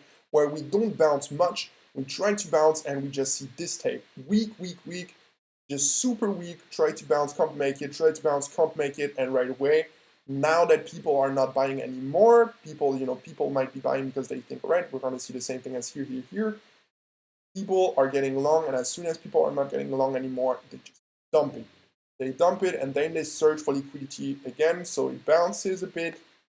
Resistance area, we move down, we go through it, and again, liquidity, people are getting stopped out, it bounces, so it crashes back down. Again, same thing right here, we make it over the resistance by 1 cent this time, we dump it back, and right here, you know, they notice, all right, we just, you know, pushed it up over the resistance, we got, you know, just a bit of volume, so this volume right here, and then we push it over again, and as you can see, lower volume again, and now, you know, we just don't see the volume anymore because no one's covering anymore, so it's not worth it for the manipulators to move it up again, and just heavy, you know, pushes, can't make it, pushes, can't make it, push, can't make it, dump back, trap just a bit of shorts again. We tried pushing it back up, but they noticed, all right, you know what, you know, the volume is here, lowest volume, people are not getting out, shorts are not covering, so there's no reason for manipulators to push it back up, because shorts are not being scared, so they're going to need more volume to accumulate a position, to push it up to that area of interest, of liquidity, then people are able to cover, basically, right? So it's not worth it anymore, and when it's not worth it anymore, when there's no volume to fish out, you know, dumping is the best solution, because that is going to give you the bids to basically sell into, and that's what we're going to see into the close. All right, that is the next thing. Let me talk about a few other examples, and then I'll talk about the live examples and answer the question just before. All right, so HEPA, exactly an example that I was talking about with the breakdown area, right? We've got that, you know, breakdown area right here. People are getting emotional at that area. At first, at the open, you know, we can't even move, so the manipulators are just selling into the stock, selling into the big volume that we get into the open, and then, you know, accumulation. So, you know, someone is buying hidden right here. So as soon as sellers step into that area right here, you know, someone's just continually buying. It's not moving down, and shorts are getting in more and more. The positions are getting bigger and bigger. And after that, we just squeeze them out. Liquidity area, liquidity event right here. And as you can see, someone is selling into this area, right? So where sellers are getting in. I mean, look at the volume, right? big volume. We tried breaking out, can't make it, and then we see heavy tape. So this tape right here, and we just crash back down. All right, we crash back down. We just got the liquidity, and from there, it's not worth it to squeeze the shorts anymore. And we just move down, move down, move down, heavy tape the whole freaking day. So when I'm talking about it in chat, when I'm saying the tape is heavy, this is why I mean it when I say it's, when the tape is not heavy, I'm saying something is wrong here because we should have a heavy tape. So I believe, yeah, this is the last example, HEPA on another day. This is the perfect stock to explain to you exactly what it is all about with liquidity events. So pre-market, no volume whatsoever, a bit of a fade, and then we push back up. But as you can see, I don't have the volume on this one, but I remember the volume. The volume was not big. The volume is not big, so they're not willing, or they can't really sell much. So what they do is they move it down, they make it look heavy into here, right? And we get the stops from this area right here. Absorb, absorb, absorb, move it up, move it up, move it up. And what happens? We just go parabolic because now, there is no one really selling into this breakout area right here. We're just, making it over and we just, push, push, push. There's no kind of pressure. And, when you see a breakout happen, the best breakouts, the breakouts that will really work, they don't give you any time to enter, all right? The entry is not here. The entry is into the absorption area right here when we reclaim the range, all right? Which people don't understand most of the time because newbie traders like to chase breakouts, but breakouts are not good regarding the winning rate. I actually have the reverse short strategy where, I'm looking for traps. My area of interest for covers is always the high of day or the breakout area, right? I don't want to look for the bigger breakout because the breakout is just a liquidity event for many players to sell into. So we move it up, up, up, up, up, up. What do we do? All right, we've got this resistance area. And so first, of course, we've got this right here, right? We make it over, hidden seller the whole time, move it back up. So they got a big liquidity here. And then, we tried, so we put in a range right here. So basically this here, right? And, accumulation, accumulation, accumulation. We tried breaking down right here. Someone is buying hidden. And then we tried breaking over. We can't even make it right here, right? Try making it over. They notice, all right, we can't even push it up now. We can't push it up over 7. We can't push it up over the resistance area. There are just no shorts in it. So what do? They dump, all right? They dump at first. Try to accumulate a bit of longs from this area right here to make them panic. So they sell, right? They sell here. And then, we get a bounce right away. But basically, what I don't like about this is we are right at support. And again, we're not breaking through. We're just bouncing off.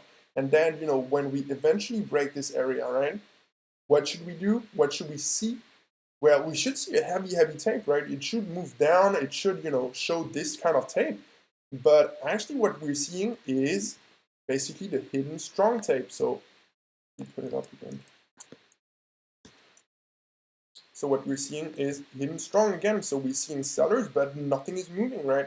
We tried making it under, just someone buying hidden, and then we just push back up, and then, higher, low, higher, low, higher, low, and then all of a sudden we're back into the range, right? We're back into the range here already, and then we're moving into the bigger range, right? This one, and shorts are just getting squeezed, right? Shorts are, they've got their stop here, they've got their stop here, they've got their stop here, and then once it really starts moving, everyone's covering at the same time, and that creates the squeeze, right? And then, of course, end of the day, we've got that new range right here, right? So first of all, we've got that range here. So we tried breaking over, liquidity event over $8. So now we've got, the whole number plus the resistance area. Try making over stuff, we move down, and then here I actually got short right in here. And we move down, but right away, we should see a heavy tape, but we're not seeing that. We're seeing absorbing.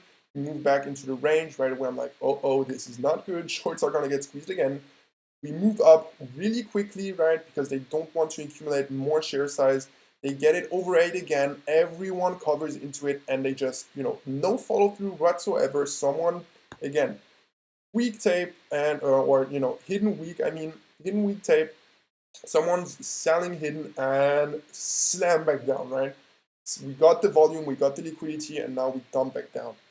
All right, so this is it for the normal examples. We're gonna get into the live examples right now. Let me just answer the questions first. So where did I stop?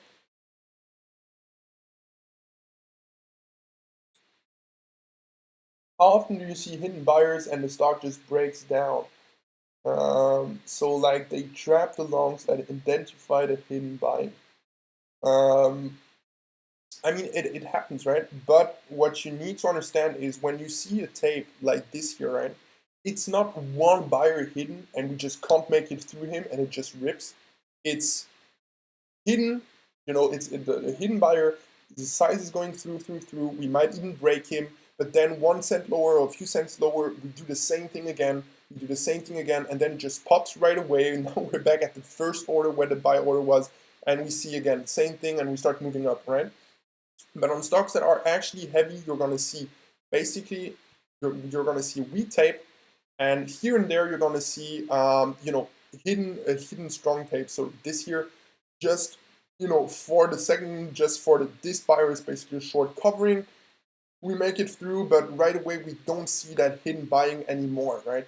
We don't see that anymore. We move back into the weak tape right away and we start moving down. So where the stock that is accumulating, which really wants to rip, shows you basically the hidden strong all the time. The stock that will move down and fade down is more likely to basically have this here for a second, and then this here for a second, and then the weak tape again, right? So level 2 is most effective when you identify bullish factors, bearish factors developing on the chart, like double tops and double bottoms, reclaims, etc. Basically, this is at least the way I really want you guys to understand how the market is moving as a whole. So how this all works, how the manipulators are working, and how you can identify the biggest areas of interest where the tape is the easiest to read. Of course, those areas are also going to be areas where the tape is moving the most, right? Because volume is flowing in. But those are the areas where you need to focus on, right? Because those are the areas where the big moves start. So if you just look at it, I mean, this breakdown and absorption is the low. So you get from this entry right here, you get this move. From the entry of the stuff, so right here, you get this move. From the area of stuff over that resistance right here, you get this move. From the trap right here where someone is buying, you get this move, right? And from the trap over 8, you get this move. So this is why I want you guys to focus on those areas, because those are the real areas why the stock is moving at all, right? Because we want liquidity. This is where the moves start, and this is exactly why I want you guys to focus on those areas. So let's see.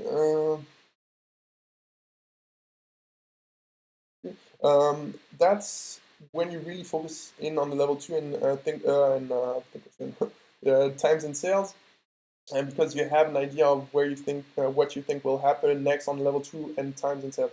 Of course, yeah. So when it breaks out, I want to see will we stuff or not, because that's the area I really want to enter at. Next. So manipulators want to keep buying back in order to create more liquidity, only to sell back into it, right? Yes.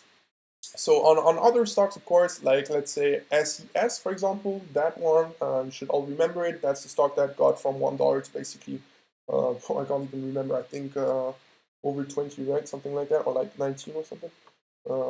Pretty high, at least. Those are basically, short tripping over each other, right? So when I analyzed SES back then, I told you guys, there is no dilution on it. There are no, S3 or S1 statements, so they can't do an offering, and they have cash, right? If you've got all those things, the company doesn't need to basically sell stock. And when a company doesn't sell stock, but still everyone's bearish on it and the shorts are easy to get, shorts are going to trip over each other and we're going to create a squeeze, and they're all going to wait for, you know, this type of action, right? The breakdowns. But there is no big seller, there is no big manipulator needing to basically, that needs to sell stocks. So this isn't going to happen, right? And those are the areas where the stocks that are really great for longs, where you don't have any dilution. So through no dilution and no possibility of offerings, there's no manipulators trying to sell, and because of that, you are more likely to move up. So the more dilution, the more you're going to see those traps, and the more, or let's say the less, you're going to see, you know, multiple traps, right? The more dilution, the more we're going to have the kind of charts like TNXP, for example, or CCCL from last Friday, where we just, you know, have one trap and then we fade off. And that's why I like it so much, right? Because the fundamental part gives me a good idea of what is likely to happen, not only from the statistics, but also from the chart perspective. So what I can expect from basically traps. All right, so now that we are done with that part, I'm going to ask you to go into the description of the video. All right. In the description of the video, I put down 3 links. So you're going to see, finally, we'll go over examples of level 2 tape reading with those examples. All right. Those are 3 links, 3 different links to 3 different stocks that I showed you as an example on the chart right here, and also that I didn't show you on the charts right now, but I'm going to explain to you and walk you through exactly what you should see and at which time. So I want you guys to click on the first link. So we're going to start with HEPA, all right, HEMEA, and I want you to click on that link. Before we start with the explanation of, you know, how it works and so on, I want to give a big shout out to a really good friend of mine, The Bear on Twitter. All right, I think most of you guys know him. He's a personal friend of mine, and he gave me access to basically his whole channel for me to make a video for you guys. He posts, you know, a lot of level 2 and tape action. So now that you know how it all works and how, you know, you can identify those big areas of interest, you know, I highly suggest that you use his channel and everything he posts to look at the chart. So you're gonna, you know, you're gonna click at the end of the video basically to see the whole chart for the day. You're gonna identify those areas of liquidity, so the liquidity events areas, and from there, you know, look at the tape, you know, slow it down if you need. You should, you know, let you do that, and after that, you know, you're just gonna keep on watching, and something is gonna click. All right, you're gonna start seeing it, and the more you do it, the more, you know, it repeats. You know, the more you repeat it, the easier it's gonna get for your eyes. Basically, it's gonna become second nature. You don't even have to think about it. You see the tape, you see what's happening, you get your entry, you get your watch. That's it. All right. So have you already answered this? When you say you are focusing on level 2 and the tape on timing sales, what percentage of time are you focusing on timing sales, and what percentage are you focusing solely on level 2? The level 2 is not usable without the tape. Let's put it that way, right? So the level 2 itself is just going to show you what people, what manipulators, what sellers and buyers are willing to share with you. The tape is going to give you insight behind the curtain. It's going to show you what actually is happening, right? So someone might show you the level 2, you're going to see 100 shares go through, but in reality, you know, or let's say you see the tape, someone is showing 100 shares on the bid, but you see 10,000 shares go through and he's not moving. That gives you insight. There is no buyer of 100 shares at that level. Someone is showing you 100 shares, but in reality, he's got far more. Right? So you've got to, you know, compare both to get the picture. If you look only at the tape, you're not going to be able to really do anything. If you only look at the level 2, you're not going to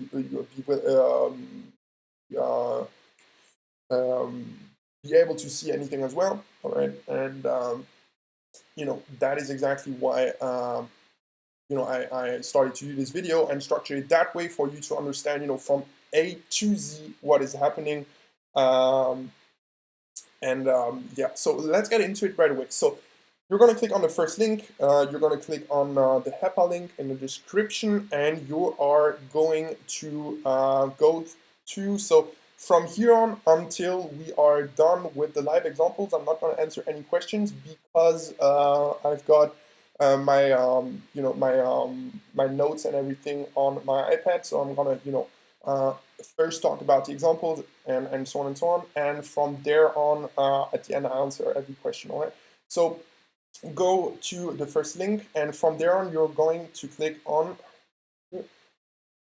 You are going to go to where the tape, the time. So you're going to see the time on the video is showing you 9:58. Or actually, no, wait a sec. So HEPA, as I told you right here, you're going to go to where it says 9 a.m. So 9:09. All right. So let's say 9:10. Right. So when you did that, so it's at 16:16 regarding the time for the video. I'm going to show you exactly. So we're going to start with long examples, all right? So absorbing. When I say, oh, this stock, I don't like it for the short side, it's absorbing a lot of shares, all right? That is what I'm going to show you right now. So, all right, so we're starting, all right? We're at, 9:10 a.m. We just broke over the $4 area. So, this is HEPA. We started out, really weak, all right? And as I'm telling you, or I told you before, when a stock, all right, that is super weak, bounces a lot and grinds a lot, something is wrong, all right? Something is wrong because usually we should try to, squeeze the shorts very quickly. So either we break down, we absorb for a second and we go, or, we just go down, absorb, heavy tape, and we start moving down. But if we start grinding to the side, something is weird when you see something like that. So in this example, you've got the $4 area, all right? We just broke over it and we can't make it over at first, right? Because we are kind of overextended into that area, all right? And, we start moving down. I want you to look at absorption, all right? What is the tape showing you? What is the bid showing you? And how much is going through at that level? Right away, $4 showing 100 shares. All right, we took him out right away. 98 showing only 2 shares. So every time you see 1 and 2 and so on, you got to add 2 zeros to it. But basically, what you see at this time is you've got $4 on the bid, and now on the ask. And as you can see right now, we're trying to take out the bids, right? We're trying to move down. But every time we try to hit something, right, size goes through, nothing happens, nothing moves, all right? There is no big size hitting the bids, all right? And we just, refresh. So you see 396, and right away you see 397. We try to take them out, and we push back up. Now you see more share size going through, and right here, right? So 95, all right, 95 is showing, let's see if I can stop it at the perfect time. 95 is showing basically 5,000 shares, okay? And now you see, someone is just taking it out, right? So we see a lot of share size going through, right? 2,000 shares, 2,500 shares in total, and then, 3,000 shares, and we are basically taking him out, all right? And right away you can see that. Let's see, look at the bids, all right, 93 showing, 1,000 shares, right? 1,000 shares, and we get to it, all right? And we see that we're showing 1,000 shares, but we're actually absorbing more than that, right? And right away, that is what I mean. That is what you don't want to see, all right? So we're making it down, right? We're taking out the bids, but right away, we just push back up, right? Someone is just buying. Someone is just buying. As soon as you see liquidity on the ask, we see someone buying, all right? So now, just the momentum is breaking down, right? There isn't momentum going down because every time we try to get momentum to the downside, someone is just buying the offers. And right away, we just got 5,000 shares taken out at 95 and we're back at 95 on the bid, right? No panic, nothing is happening. Bids are absorbing. And as you can see, the size, all right, the size on the bids is just showing 100 shares, 200 shares, right? Nothing is happening. And on the offers, we see, just before we saw, 5,000 shares, and now we're seeing, 1,000 shares right there versus 100 shares. We take him out, and then, we see buying on the offer going on, right? So let's just move it up. We tried, making it back to that 90 level, right? We try making it back, and right away, 95 is coming back, right? 95 is coming back. And then we try making it back down towards 390, right? As you can see, size is going through, right? Let me move it up a bit, right? And as you can see, 92 is showing 100 shares, and we've got a lot of size going through here, nearly 1,000 shares, right? And nothing is moving, nothing is happening, right? Nothing is happening. Size is going through. Someone's absorbing. And I took this example pre-market because it's easier to see, and that is also a reason why I like to trade pre-market, because it's slower, right? Gives you more time to notice those things. And right away, we can't break down. 94 is back on the bid, right? And what happens? 96 is now back. Look at those orders, 5,000 shares hitting the ask, right? Now, this is the area where you want to see, is he hidden or not, right? Is he hidden or not? And you're going to see 200 shares. Took him out right away. 99, did you see the share size that he had? Let's see, how much do you have?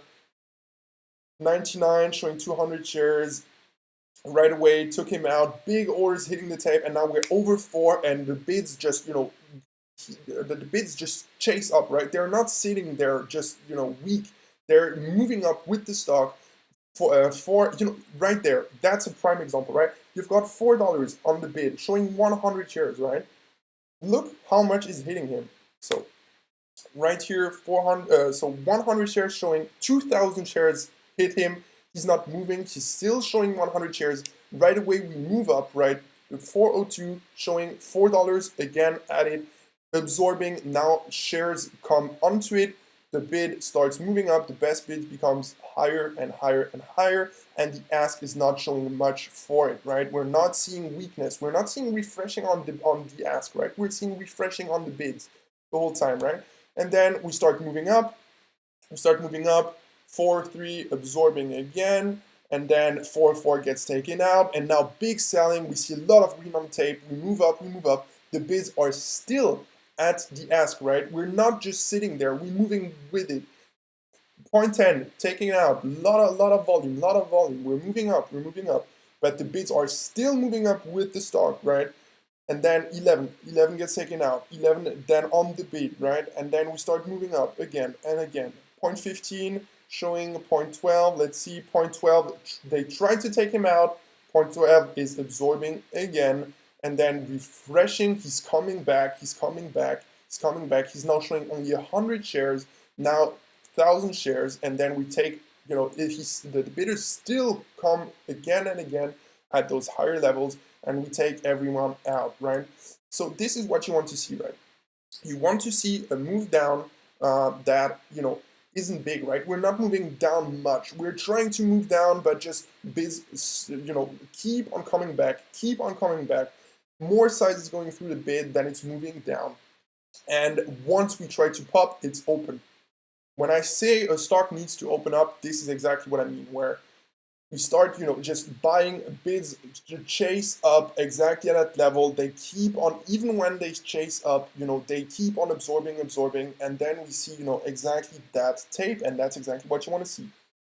Now, the next area I want to talk about, go to 35 minutes to basically the open. So 9:30 is where we want to land at the end. Let's see. Right. So I'm going to show you exactly what I mean. So we're going to see the same type of action than we saw just before, all right? 930 is going to be, pretty wild at first, but 930 is not the area you want to look at. So first of all, right away we open up, right? We see a spread. So right away it's hard to judge the tape, all right? I'm not going to take an entry there. We're just mid-range between the 430 high and the 410 low, right? And you're going to see we're going to start moving down at first, all right? We're being choppy, and this might be the area where you think, oh, I need an entry, right? I need to get in, I need to get in, I need to get in. We didn't break out, we didn't try to get the volume, we didn't try anything, but right away, first thing you need to notice, right? We are at $4. Look at what happens when we break down under 4, right? You're expecting a lot of pressure, right? Right away, Did you see that? We made it under 4, right away absorbing, we push back over 4, bids are coming back, they are refreshing, all right? Nothing is happening, nothing is moving, someone is absorbing into this action, all right? So 93 on the bids, 94 comes back, and then, the best ask is, nearly at 4, right? So we've got a 10-cent spread. People should be selling in here. Many players should be dumping if they wanted to, right? 96, 97, 98, and then $4 reclaim, right? We're going to see it in a few seconds now. So 95 is absorbing so much share size, all right? We're absorbing a lot into the 90s. And then you're going to see right away when you see people are not really panicking anymore, when share size is not going through anymore, all right? It's not going to be worth it for the manipulators to really push. They're going to chase and they're going to look for liquidity. So big orders and all to take them out. And then you're going to see that we move down at first, all right? So they accumulated at that $4. They probably saw that we have liquidity lower, right? And let's see here. We push back up, push back up. Let's see.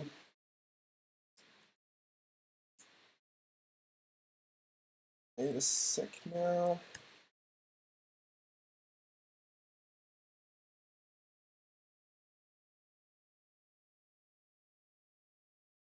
All right, so as I told you, right, $4 just tried to break out, couldn't make it, and then we make it to that 360 level. Why is that 360 level a good level? Because it's the level we broke down from in the morning, right? And then look at the tape in the 360. That is the area I want you to look at. So before that, right, at $4 and all, we're not really breaking down an area, right? We are seeing absorbing, which is not normal, right? It's not normal to see absorbing right away. We should be crashing down more after, moving down. But now look at the 72 bids, right? The 72 bids absorb again, and now here, 17K just hitting the offers, right? Something like that is not normal. Something like that just broke down to new lows should not do that. It's reclaiming right away, and we are absorbing a lot, right? We're absorbing and absorbing and absorbing, right? And what you're going to see is basically over the next 30 minutes, so I'm going to kind of show you a few pops here and there. So the $4 level is going to be a key level, right? Because it is a level of high interest. It is a whole number. It is where people are going to put their risk, their stop at. And look at the way it pops through $4 now, right? Look at how just fast it happens. So we are at 390 right now, 392. So I'm talking about the bids, making it over 4. It happens really quickly, 410. And then as soon as the buying stops, as soon as the emotion stops, we're going to make it back down. So you're going to see right now, liquidity is gone. Emotions are gone. We crash back down, 390s. We can't hold 4. We try 4 again. Try 4, try 4, try to hold it, try to hold it, try to hold it again. We try making it back up, we try making it back up. It's happening really quickly, right? But every time we try to make it over that $4 level, over 410 and all, it becomes really heavy and retest 4 again. It's not holding. Nobody's really, buying hidden at that 4 level yet, right? So we're trying to get the stops at that moment. 410 was the previous high. We tried to make it there, right? Can't make it. And then we crash back down 390s. So despite it moving it up, it's pretty weak right now, right? It's pretty weak in the way that shorts should be in, shorts should be really panicking. It should, so if a buyer was there, it should, absorb and move back up. But every time we make it over 410, we just become very heavy. So over 4 in general, really kind of heavy at this moment. 3, and now boom, wash. All right, we just got the stops, no buying coming back. But what I want you to look at is what happens when we get near 370s. So you're going to see in a few seconds, we're going to make it back to 370.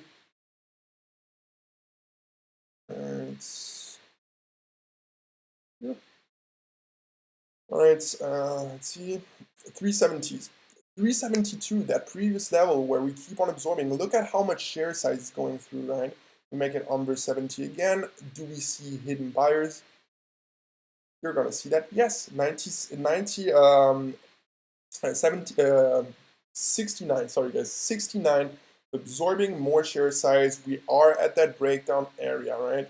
We try making it down, we try making it down, we try breaking, people are shorting the lows, right? This is a difficult one, right? This is a difficult example, so I'm showing it to you exactly because of that reason. So we're absorbing, and right away we pop back over 70. Again, this is not what you want to see. You want to see heavy tape. You don't want to see absorbing on the bit, right? And then you're going to see that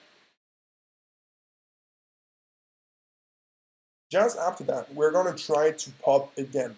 So 390s come back after the absorbing. Now shorts are bent again, right? It's the third time, the fourth time actually. So 1, 2, 3, 4 times we tried breaking down 370 and we couldn't make it, right? And now we push back. We are near 4 again into the 90s area, and you're going to see $4 break. A lot of emotions. It happens quickly, and right away 4 can't hold, right? Can't hold. Once more, $4 is being really heavy. We're not seeing absorbing on the bids. We're just popping over really a lot of emotions, and we just can't make it. We can't break over it, and you're going to see right away we're going to get a nice rejection again, right? So right away, 380, 370s, 373, 372, 374, absorbing again and again. This should not happen, right? Because we're now, we tried making it over 4, we tried getting the liquidity, we tried everything, right? Normally, there should not be any kind of, pressure right now. We should so pressure to the upside. Normally, they should take advantage of the liquidity now. They took advantage of it, and now it should dump. But right away, 60s absorbing. We're pushing back up over 70s again. We're absorbing. Now, the point I want to make here is the big difference between the 4 pops before and the next $4 pop. So the next $4 pop is going to be at 60 minutes for the time video, the video time, sorry. And you're going to see 90s getting taken out, 93 taken out, $4 now. And remember, $4 was a big level before. We always broke through it really quickly. Now look at what happens now. Look at the bids, how much they are, absorbing. If we're moving back up now, 404 absorbing. 405 absorbing. 408 absorbing. 403 absorbing again. 401 absorbing more share size than showing again. A lot of share size is going through now. Where before we just made it over 4 and we just made it back down right away. This time we're seeing more absorbing right away. We make it back under 4, we test it, we make it back up right away. Now 410 absorbing. 412 now showing. All right, every time we make it back to 410, we're absorbing more share size. A lot of size is going through the ask, the offers. All right, and 410 absorbing, 49 absorbing, 410, 414 now showing size. We're moving back up. 419 on the ask stacked. The big bidder comes in. All right, the big bidder taking out. 410 absorbing more share size, absorbing. Right, and now we move back up. Bids come back. You're gonna see in a second probably. Yeah, bids come back, absorbing again. Now at 420, and now 420 moved up, and now 440. Right, this is the difference in the tape that I was talking about at the big areas, right? So a lot of absorbing into the high 360s basically, right? A lot of absorbing at that area, and every single 4 pop got sold into, sold into, sold into. No hidden buyers on the previous 4 pops, right? We just, had a lot of shorts kind of panicking up, and then it moved back down, panicking as it moves up, back down. But this time, we had a lot of buyers hidden, right? A lot of orders going through, a lot of size hitting the ask. And just in general, when you see a lot of absorbing despite the breakout and where it should fade down and crack back down, we see a lot of absorbing. This is where you really need to be careful. All right, so let me look at the questions quickly because we're taking more time than I expected. Let's see.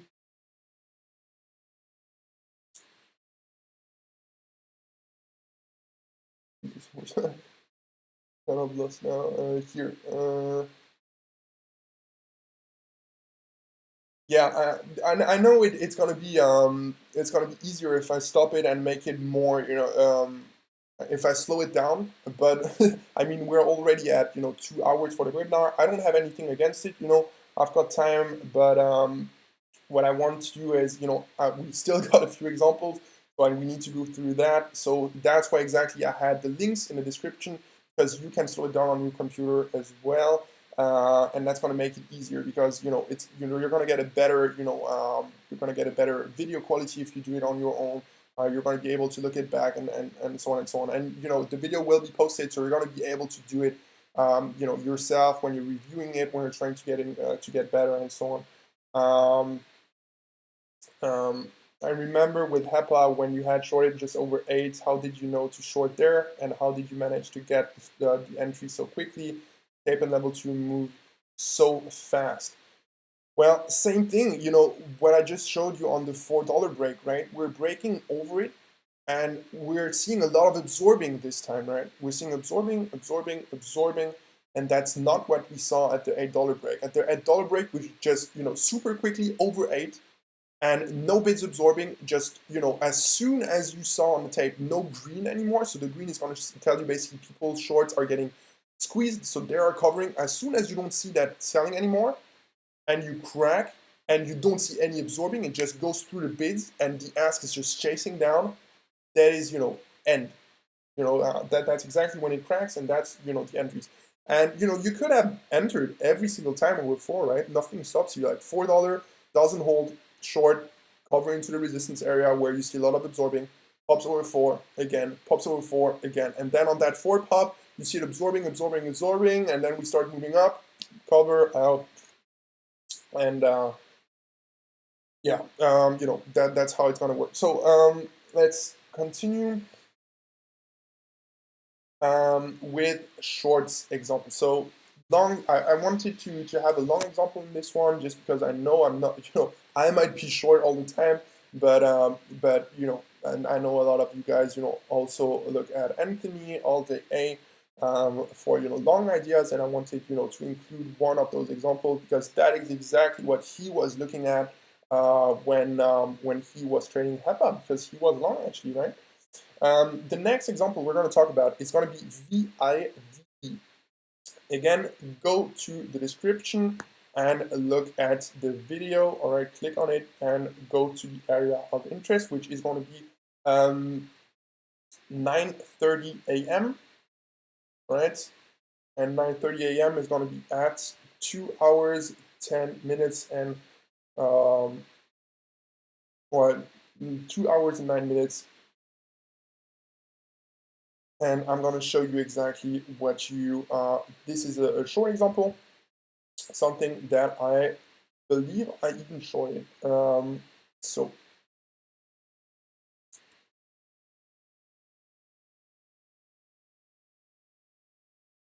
all right, so 9:30 market opens, $9 on the bids, $9 gets taken out right away. We're moving down. All right, we're moving down, down, down. Someone is chasing it down, right? This is not an entry I would personally recommend. This is, something that I probably would have missed because we don't have any pop but the entry opportunity is going to come just after, right? Now we're popping back up.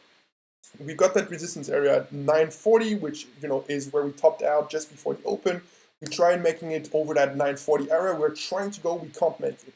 Now we're back under 9, right? We try to, we try attacking that 9 bid, we make it, all right, but the bids are not really chasing up, right? They're not really absorbing anything. They're just kind of, taking out the offers and, trying to make it up, but the bids are just not, moving up with the stock, right? It's not moving up, it's not chasing, it's not absorbing anything.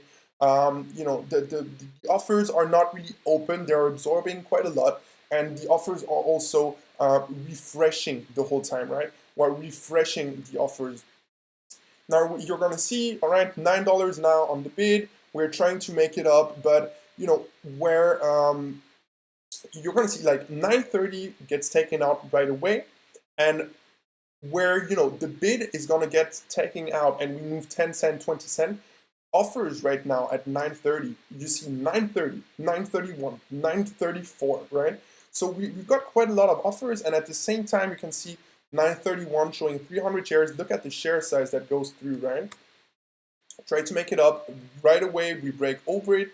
Now we're in the 40s, 46, 45, 49, 50, right? We've got a lot of offers, and the bid is not really chasing up, right? It's not really moving up with it.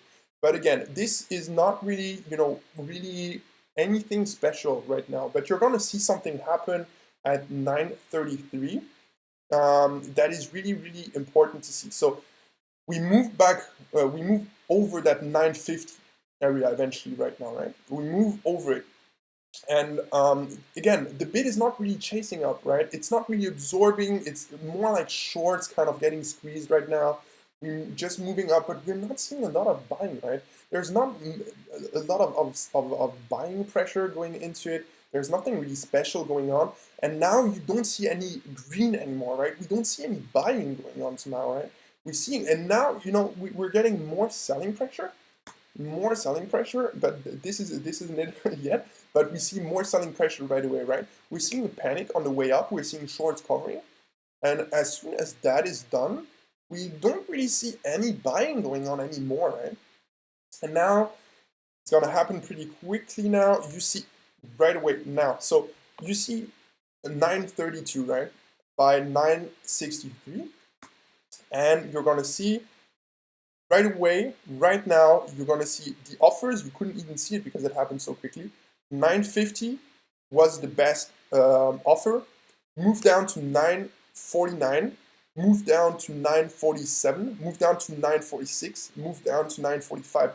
So now we're trying to get liquidity at every single level. So 950, 49, 47, 46, 45, right? It happens so quickly you can't even notice it if you're not really paying attention, and that's why, screen time will help. And now 940 on the ask, more size than the bids. We're attacking the bids. The bids have no size. The bids are not hidden. Nothing really happens. 932, 940 is still on the offer, right? 940 trying to get taken out. Happens, it moves up, and that is exactly what I mean with it's all right for a level to break. It's the area you want to look at. Now 950 kind of stacked on the bids. This doesn't matter if someone is hidden on the ask. It could mean someone is showing size on the bids to fill basically on the ask. So what happens now? 950 showing, no one is really chasing up in the 70s, right? We're still in the 50s, despite that big bid, despite the kind of pressure you would expect. And right away, what happens? 950, remember? Wait a sec. Do you see any offers? So the offers that were there before getting taken out here? Nothing, just 75 shares, right? So they pulled the bid. The bid was there to scare the shorts out. And now look at what happens. 933 on the bid. Look at the offers. Look at the offers. It's going to happen any second now. 970, and then we come back down. And you're going to see right away. 960 comes on the offer. and then it doesn't move, nothing budges, and now you see kind of stacking. 960 got bigger, and now someone is just taking the bid, the offer down to get it filled, and then 950 shows on the bid, 956 now showing on the ask, gets taken out again. What happens now is really important. 990, we're not breaking over that area of resistance. 970 comes back, no kind of reaction, buying starts to stop completely. All right, nothing happens, nothing happens, nothing happens. No real buying, at least yet. All right. Now, this is where it starts. So you're gonna see 89, right? Nothing really particular, so nobody really showing size. 97 shows, 93 shows, 96. We test him, 95. So ask coming down, 93. So 95 stacked, 93 stacked, and then 80 stacked again, and then 77 just stacked again, and we're not showing size. And this is the point that I'm making. When you want to sell, you don't show size. You try to get fill as much as possible, showing as less size as possible, right? So 77, showing there, 75 now. We're still moving down, stacked, and then 75, still, and now, just right away, 75, we're not moving up, no buying, no nothing, showing size on the bids. We're not moving up, nothing happens, and right away just selling, right? We're just swiping the bids, right? And you're gonna see something even better happen just after that. See?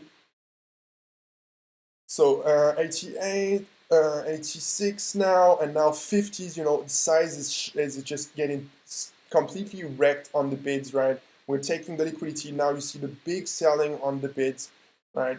And now 30s, now, and the ask is chasing down. That is what you want to see, right? You want to see the ask chase down. 8, 10 bid showing some size, 14 coming in to absorb everything, 10 still there though, 12 absorbing share size, and now $8 comes in. We're selling. All right, and 770, 780, and we just get wrecked at this point, and every bid is getting taken out. So the first minutes is basically manipulators trying to move it up, trying shorts to get in, and so on and so on. And once they break it out, kind of over that mini resistance area, 980, we don't see any selling. And then sellers start to step in, and you really see it, right? And you see a lot of orders on the ask, and every time we try to pop over it, it can't make it, and we start moving down from there, I think, right? Let's see. We're gonna see. So as I told you, right, for a continuation move. For a continuation move, you want to see the tape that we were talking about just before. You want to see this tape, right? So let's look at that. So $8 popped, right? Shorts are getting kind of out because the $8 pop breakdown didn't really happen on any volume. No follow through, no nothing, and we got to look at the area as a whole, right? $8, will we hold it or not? And you're gonna see that we can't even make it over 8 at this point, right? The offers are still moving down. The bids are just getting whacked completely. They're gonna get they're getting taken out completely, right? And every time we do take them out, the ask is kind of chasing it back down. We're moving down with the stock. We're not just staying at an area just compared to the open, and right away we break down because we're not seeing any kind of absorbing on the bids. We're just seeing absorbing on the offers. We're seeing offers getting stacked up. We're seeing bids getting attacked, and the offer moving down with the stock as well. All right, so that was one example I wanted to see, and then we're gonna talk about 10:17 a.m. on this one.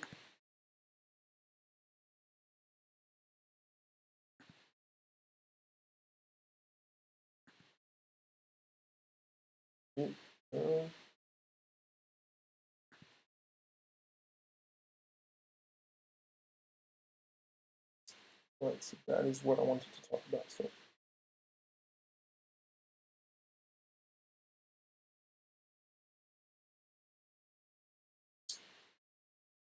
here. So for the video, 2 hours and 56 minutes. All right, so 10:16, we moved up, right? So we had, as I was saying, and as I often say in my videos and everything in chat, I look for 2 waves up. Those are the best areas because it's basically one move up, people are shorting back, right? They move it up, they absorb a bit, and then they push it up. So shorts are getting out, all right, and that's pretty much the same thing at the open, right? We want shorts to be out and someone to be selling into that volume. So 760 on the bid, 770, we chase up, right? We're moving it towards that $8 whole number where a lot of stops will be, right?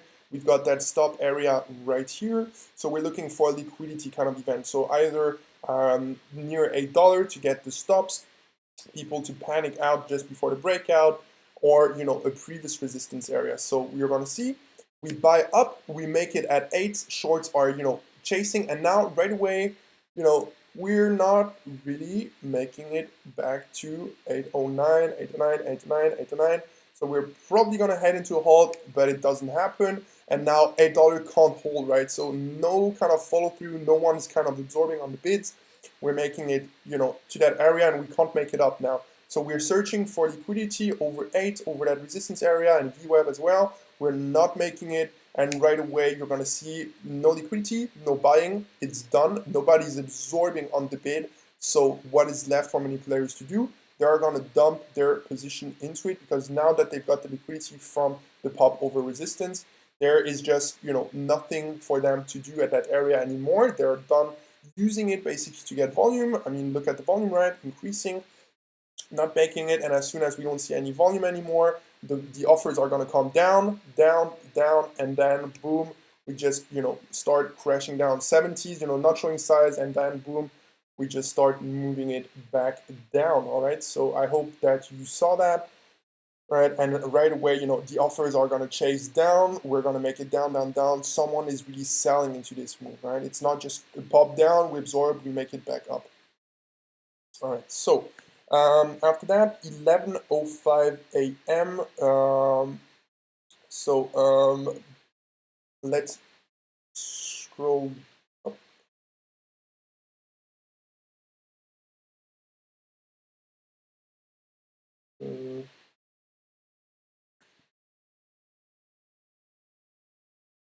So that is more what we talked about just before, because I was saying, we need the breakout areas and breakdown areas to create liquidity, right? If they need liquidity, or they want to sell stock, they're going to look for the volume, they're going to look for the liquidity, and that's exactly why they break it out. And if there's no follow through on the breakout, everyone's on the same side, and that is where I want to look at the tape, right? So 3:45 for the time of the video. All right, so $9 now. We tried breaking it over that area once, could make it, and now we're gonna try it again. So 910 on the bid, 911 on the bid, now 912, 920, and now we try to break out over 940, which is the area where every stop will be now, right? Everyone's thinking, all right, breakout, right? Breakout, it's gonna happen. But as you're going to see, like right now, right, is there any buying going on, any panic, any kind of big thing happening?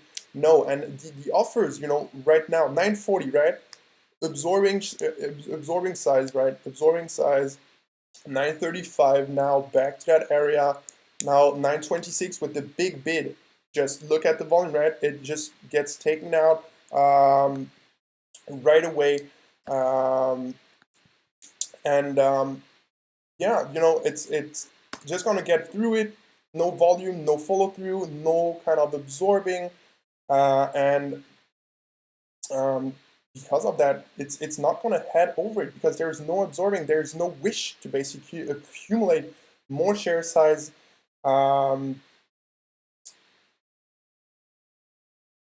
Because well, they don't want a position, right? They don't want a position. So 950 now, we're trying to break over it. Now we're making it back to the previous resistance area. No buying. Again, we're just making it through, right? We're trying to break it out, and we just can't make it at all.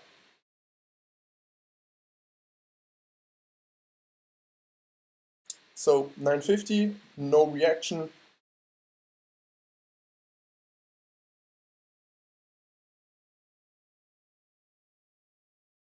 And you're going to see 950, 951, right? That is exactly what I mean. Breakout area, 950. Look at it again. 950, size goes through, right? 951. 951, now it broke 950, 951 right away is on the ask. Look at what happens, 1,000 shares, 1,000 shares, 1,600 shares, right? Not making it over, it's stuffing. It's stuffing, there is no, so they took advantage of that breakout, of that volume to sell into the breakout. And now 940 comes in and 930, is there, and we're just getting, a lot of prints, right? Everyone's selling into it, and we try making it back. That's not mine, that's from the video, but look at the tape, 920, 917, and 906, and then boom, we crash down, right? We searched for the liquidity over that breakout area where everyone's thinking the same thing, but no volume really flows in, all right? They don't find the liquidity they want, and they sell into the breakout. And once they break it out, all right, once 851 is there, so everyone's looking for that 850 breakout. As soon as we make it over, but we can't open, everyone's on the same side, right? Everyone's long, and it just doesn't happen, and it just right away, it just, moves down into the halt now because everyone's looking to sell. And we go into a halt. All right. See the next one, the next area. The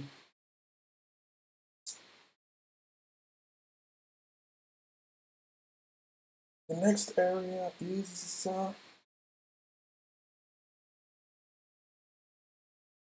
11:05. That's the one we were just having. All right, 11:20 a.m. All right. So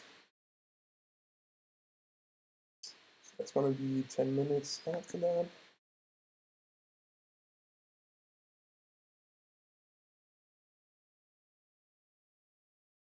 Right, that's it. Yeah. So now that we know breakouts are liquidity events, right? And most fail. We're gonna look for it to get another entry. So now we know on the backside we want to be heavy. $9 pops right now. What happens with any kind of volume and buying pressure going through at $9 once we break it? No, it's just, bids are not moving over $9. They're staying into the $8 range. $9 is, moving down the more and more and more. 904 now gets taken out, 9 at the bid. We tried to move it up over 910. We just can't make it. No one's really willing to pay the price, right? And the ask is just sitting there, right? This is not an area I would enter, whatever. I want to see the stuff. I want to see something on the tape that tells me you should be in right now, right? $9 reject, all right, and right away we move down. The offers are now kind of chasing it down, right? So 990 now, so from 810 to 805 to 905 to 895, and now 95 showing a bit of upsize, just 100 shares, but you see right away just over it stacked 896, 898, 899, and $9 also.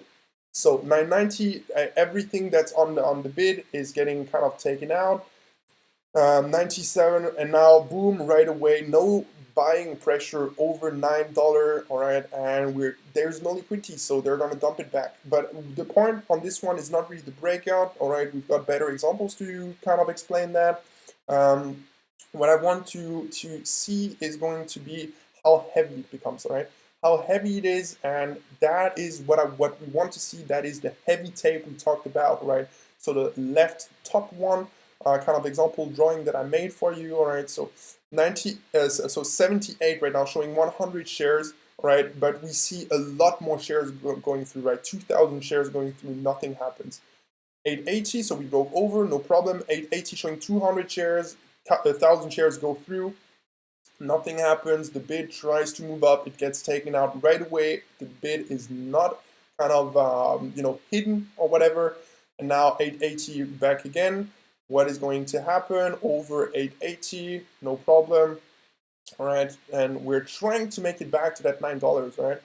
But there is just a lot more share size that is going through on the ask that is not accounted for. So you don't see much size, right? You don't see much size, but there is a lot of shares just going through. Now 889, right? Showing 100 shares, we've got 400 going through, another 400, and we move down. The asset getting the bids are getting attacked, and we're moving down right away, right? The bid is not kind of hiding anything, right? And you're gonna see just a few seconds later, we're gonna get really heavy, right? Really heavy. So what you want to see when it's heavy is stacked offers. So that's what you see right now: 887, 885, 884, 3, and 880. All right, and you see absorbing on the ask. All right, so nothing really, going through higher than that, despite only showing 100 shares, and we'll make it through briefly. And 990, all right, showing size, and see if we make it through.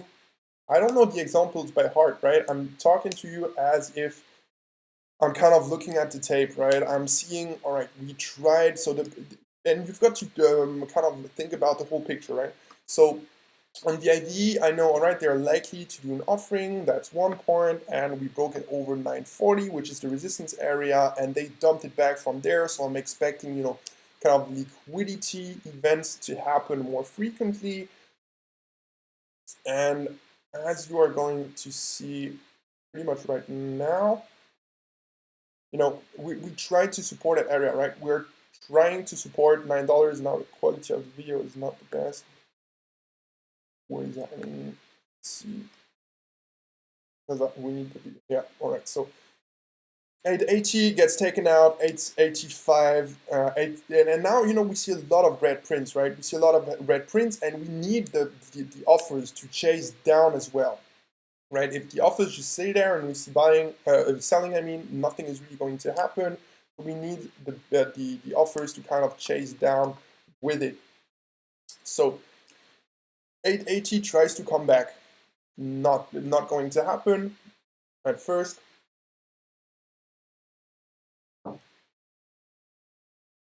And now 970, the offers are starting to come down to the 880 area. You have to think about, they want as much fills as possible into this area. Now, that's exactly what I mean, right? We're making it down 70. So we're at 75 on the bids. We get taken out really quickly. And now, right away, the offer is chasing it down. The offer is there, showing 100 shares. Look at how much is going through, right? More shares than showing. And now, stack again, 55 now, 100 shares again. And we're just, selling into the bids. And you're going to see that every time we try to pop up, right? We're going to get new offers and new offers just coming in and moving it down, down, down. Now 60 on the offers gets taken out briefly, and then 77 comes in. Every time we pop through the offers, a new offer comes down. So now 93 showing only 100 shares again, and nothing really happening. And then we're going to start to 72 now, 100 shares only, more share going through, and then you're going to see with time, it's going to start to unfold that way where the bids are starting, they try to hold level, and, the offers are not showing any signs, right? But, we see a lot of red prints, right? We're selling, and the offers, despite not showing much, are either not getting attacked or they're going to, absorb size. So 95, and now, as soon as 95 gets tested and we don't see any kind of buying, 65 coming in, 61 now, getting close to that bid, as close as possible. Someone is trying to fill his share size. 94, 60 back again, 75 on the offers, 65 comes back. So it's going to get heavier and heavier with time. At the start, it's not really going to be heavy, right? So either you see a big wash and then it gets heavy on the pops, but if it doesn't crack right away, it needs to get heavier and heavier because sellers need to realize that this is not going to make it over. So as you can see, a lot of red prints, right? A lot of red prints. And now, 60s don't hold anymore on the bids. Now we're in the 50s, 60s now on the offers, 63 getting stacked, and a lot of size going through the bids, just a lot of size. Every time we try to pop, we absorb or we come back right away. 55 now stacked. 54, now 60s we try, can't make it, back to 55. 60s, size is going through, nothing happens. Now back to the 70s, we're kind of testing VWAP, right? And every time we pop, the bid, the offers just come down and down and down more, right? So as I told you, it's about an area, right? So we support VWAP at 840 twice now, right? Twice, and we tried to pop. The last time we got down to the 840, we made it all the way back to the 70s. Now we're only making to the 60s heavy, and now right away, 52 showing, right, times 860, and then, no buying coming in, selling coming in, and just, crack. Because it can't hold, it's just heavy. So the more we see that, every time we pop, we're not going to make it over it. And we just, start just cracking and cracking and cracking. Because, there are just a lot more sellers hidden.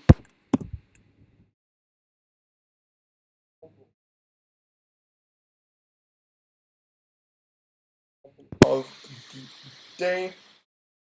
That's going to be a pretty good one. It's going to be the clearest one so far. We're going to look at two areas, 9:59 in the morning.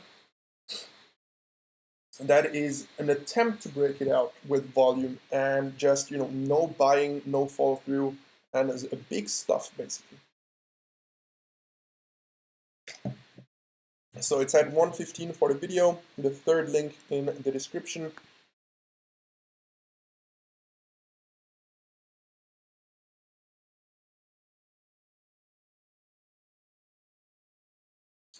All right, so you're going to see so it already trapped, right? What we were talking about, so we move down absorption, absorption, absorption, which you're going to see also with the wicks. And then we try to push up a breakout area right over 370, and we're putting in basically lower highs, lower highs, lower highs. And now, we've got a high right here at kind of 65-ish and at 370, right? So we've got two resistance areas, and the next one is at 380. Right, so most of the time when you see that, people are going to put their stop right around 375, 380, because they think it's done, right? So we try making it over 360, holding, right? 363, kind of absorbing size now, and then 370, right? So you see the panic, right? People are panicking, so they had their stop right here and right over that area at 370. 376 is there, 378 on the ask. All right, and look at the exact moment where you don't see green anymore on the tape, right? Where you don't see green, and the first hit on the bids, for the move up should be with absorption, right? Absorption, but will we see that? Well, let's look at it. Right away, we make it over 70, so a lot of green, a lot of panic, right? And right away, and we can't make it, right? We can't make it, and the offers just start coming down right away, right? 63, trying to be there, trying to kind of support it, and you're going to see, nope, not making it, right? We are trying to get through that level. So look at the offers, 363, 368, 369. Look at how much volume is going through, right? We're showing 3,000 shares, right? And look at the size that is going through, right? So 4,000 shares, 2,000 shares, 2,000 shares, 1,000 shares, right? Nothing is happening. It's kind of stopping at that area, right? And you're going to see, again, we tried to make it back over so let's see, 370s. Can't make it. 370.68 absorbing, 365 now on the offers, and you're gonna see. Come on. Oh, wait a sec. Kind of skipped it.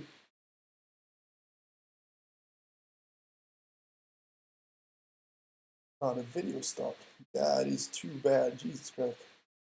And right away, we stuff and we see exactly what I was talking about with, we get over an area of resistance and we don't see follow through. It just stops there. It stops, we try, and we just hit a wall, right? And after that, look at how heavy it is, right? Look at how heavy it is once we reject 373 times 365.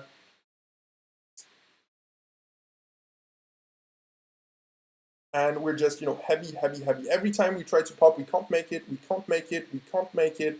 Kind of hitting a wall the whole time, right? And once the volume is done at that area, they're just going to let it go again.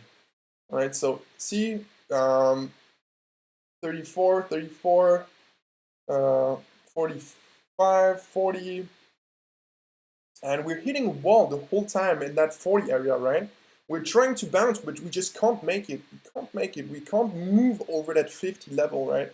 We might test it, but let's see if it holds or not.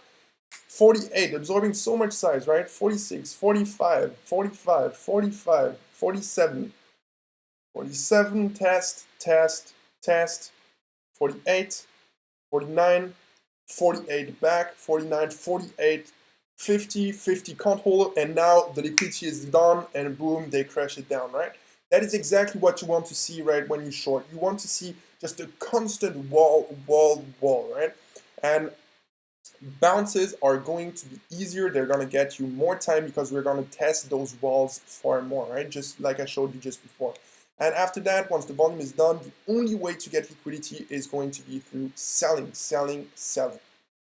All right, so the next area and last area I want to talk about is going to be at 10:59.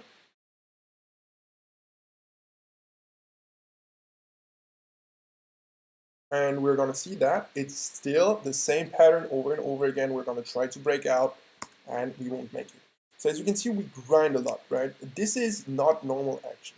So for me, at this point, I'm thinking either they're going to push it hard, so it's going to try breaking out, it's really going to go, or they're going to search basically for a liquidity kind of place and they're going to dump it back. So as soon as I see it break out right now, right, as soon as I see it break 60, 66, 67, 65, 64, 63, 65, 65, 62, 61, 61, 61, 62, can't make it, now 60, back under 60, can't make it over 60, can't make it. There's just no one buying basically, or if people are buying, they're absorbing everything. This is real time, keep in mind, like you can see it really.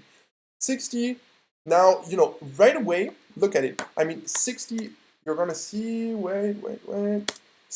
Here, 58, all right, stacking, right? So you're expecting, all right, let's go, it's gonna go up.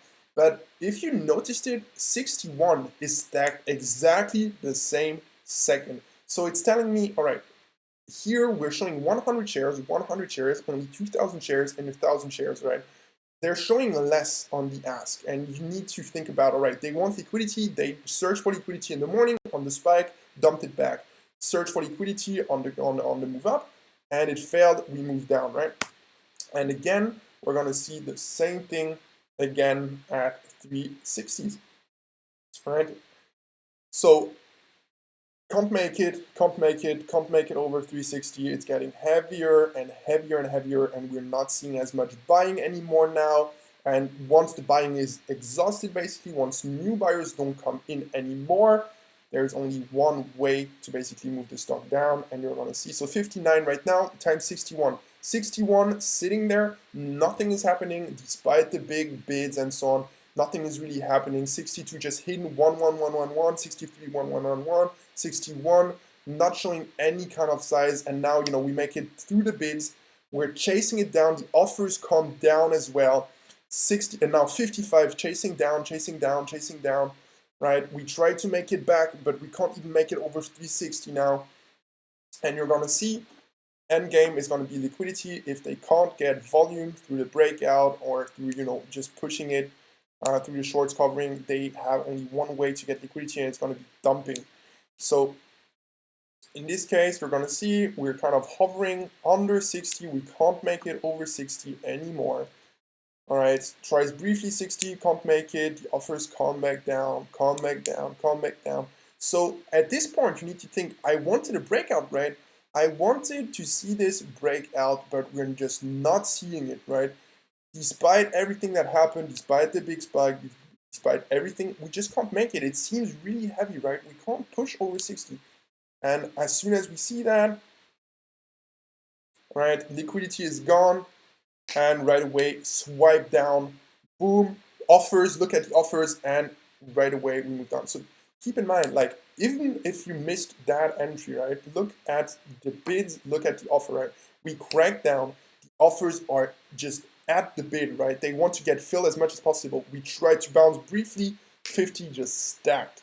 Stacked, can't make it, boom, we moved down one level more, took the liquidity there, and then right away 30, can we hold, 33 stack, we're absorbing everything that is going through, and you know, can't make it. Look at just the absorbing. That is what I mean with the weak tape. We're just selling, right? We're trying to bounce, and we just can't make it, right? So they're gonna let it hover at the VWAP for a second because people are gonna dip by, but just the offers are just absorbing everything, right? We're not moving up, right?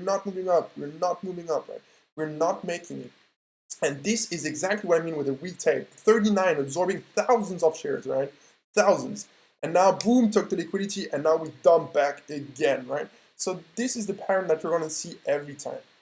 You're gonna see bids kind of trying to push it up, no follow through over that specific level, no absorbing on the bids at those levels. And you know, once the liquidity is gone, once there's no buying going on anymore, they're just gonna swipe the bids. All right, my voice is completely gone now.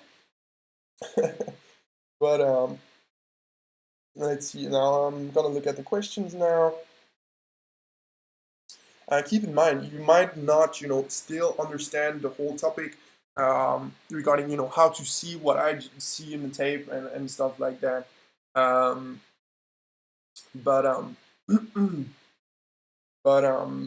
it's you're gonna learn through repetition. I just give you the tool to basically be able to just notice it at the best areas and so on, and just pay attention basically to exactly what you should. So let's see. Have you already gone over CCCL? I'm not going to go through CCCL, but I mean, it's the same thing, right? It's the same thing. I don't have the footage, that's why I can't go over it. But CCCL, same thing, right? Same exact thing, where we break over the resistance area, no follow through. We try to bounce, we hit a wall, we make it back down, we try again, but just we can't break over. So you've got to think, wall, and then we move down, and then we try to make it back to that wall, but the wall is now lower and lower and lower and lower until you get crushed, right? And that's how you need to think about it. Would love to see you trade and read number 2 and times in sales with iTrack.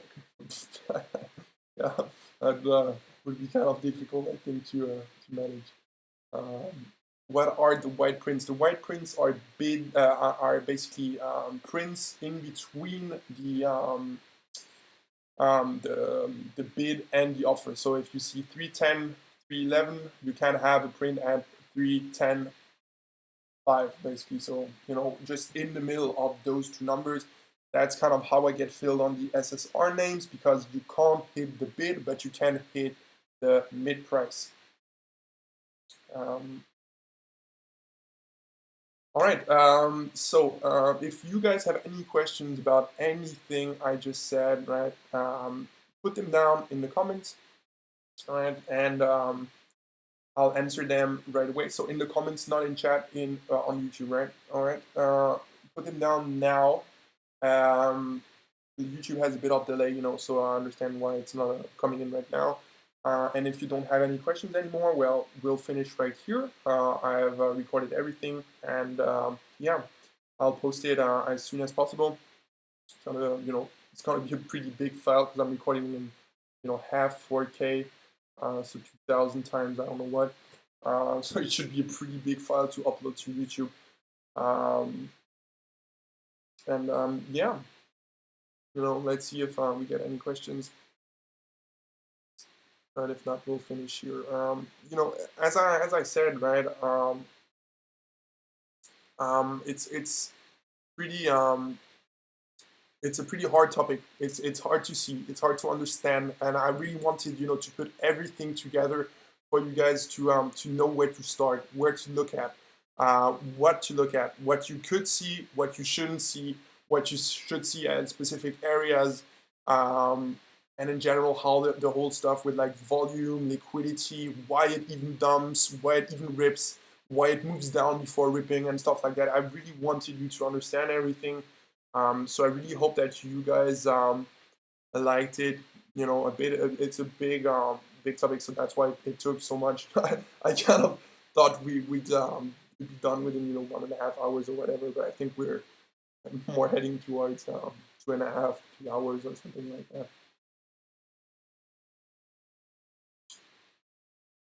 So at 360, are you already building a position, or are you waiting for a crack? I'd be building a position, purely, yeah.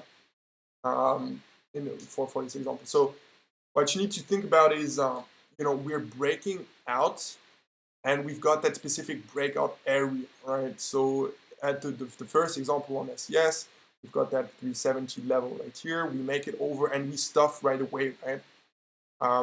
Of course, it's not breaking down, or not of course, but it's not breaking down right away, but it's not making it over that area. So you need to think about, people are going to start selling when it's not at that area, and once it cracks, the panic will set in. So you've got that small time in between the failed breakout and people realizing it's failing and selling, and the panic itself. So you've got failed breakout, area of uncertainty, selling, and the panic. So you've got in between the panic and the failed breakout to get in. That is the perfect time to kind of get in, but it's risky. You need to understand that it's also a risk area to enter, because you could get just really squeezed, or could get squeezed or dumped on, depending on the area you want to the side you want to be on, so short or long, right? Jesus. So you've got that small time window where you can enter, and the best thing about those areas is that your risk reward is so high, right? So in this case, 370 stuff. Best case scenario, you get it at 370. What's your risk? Well, the high of that move, right? The point of the highest emotions, right, is going to be the high of that move, because that's where people really panic the most, and where the seller just stop them. So you can use that as your risk.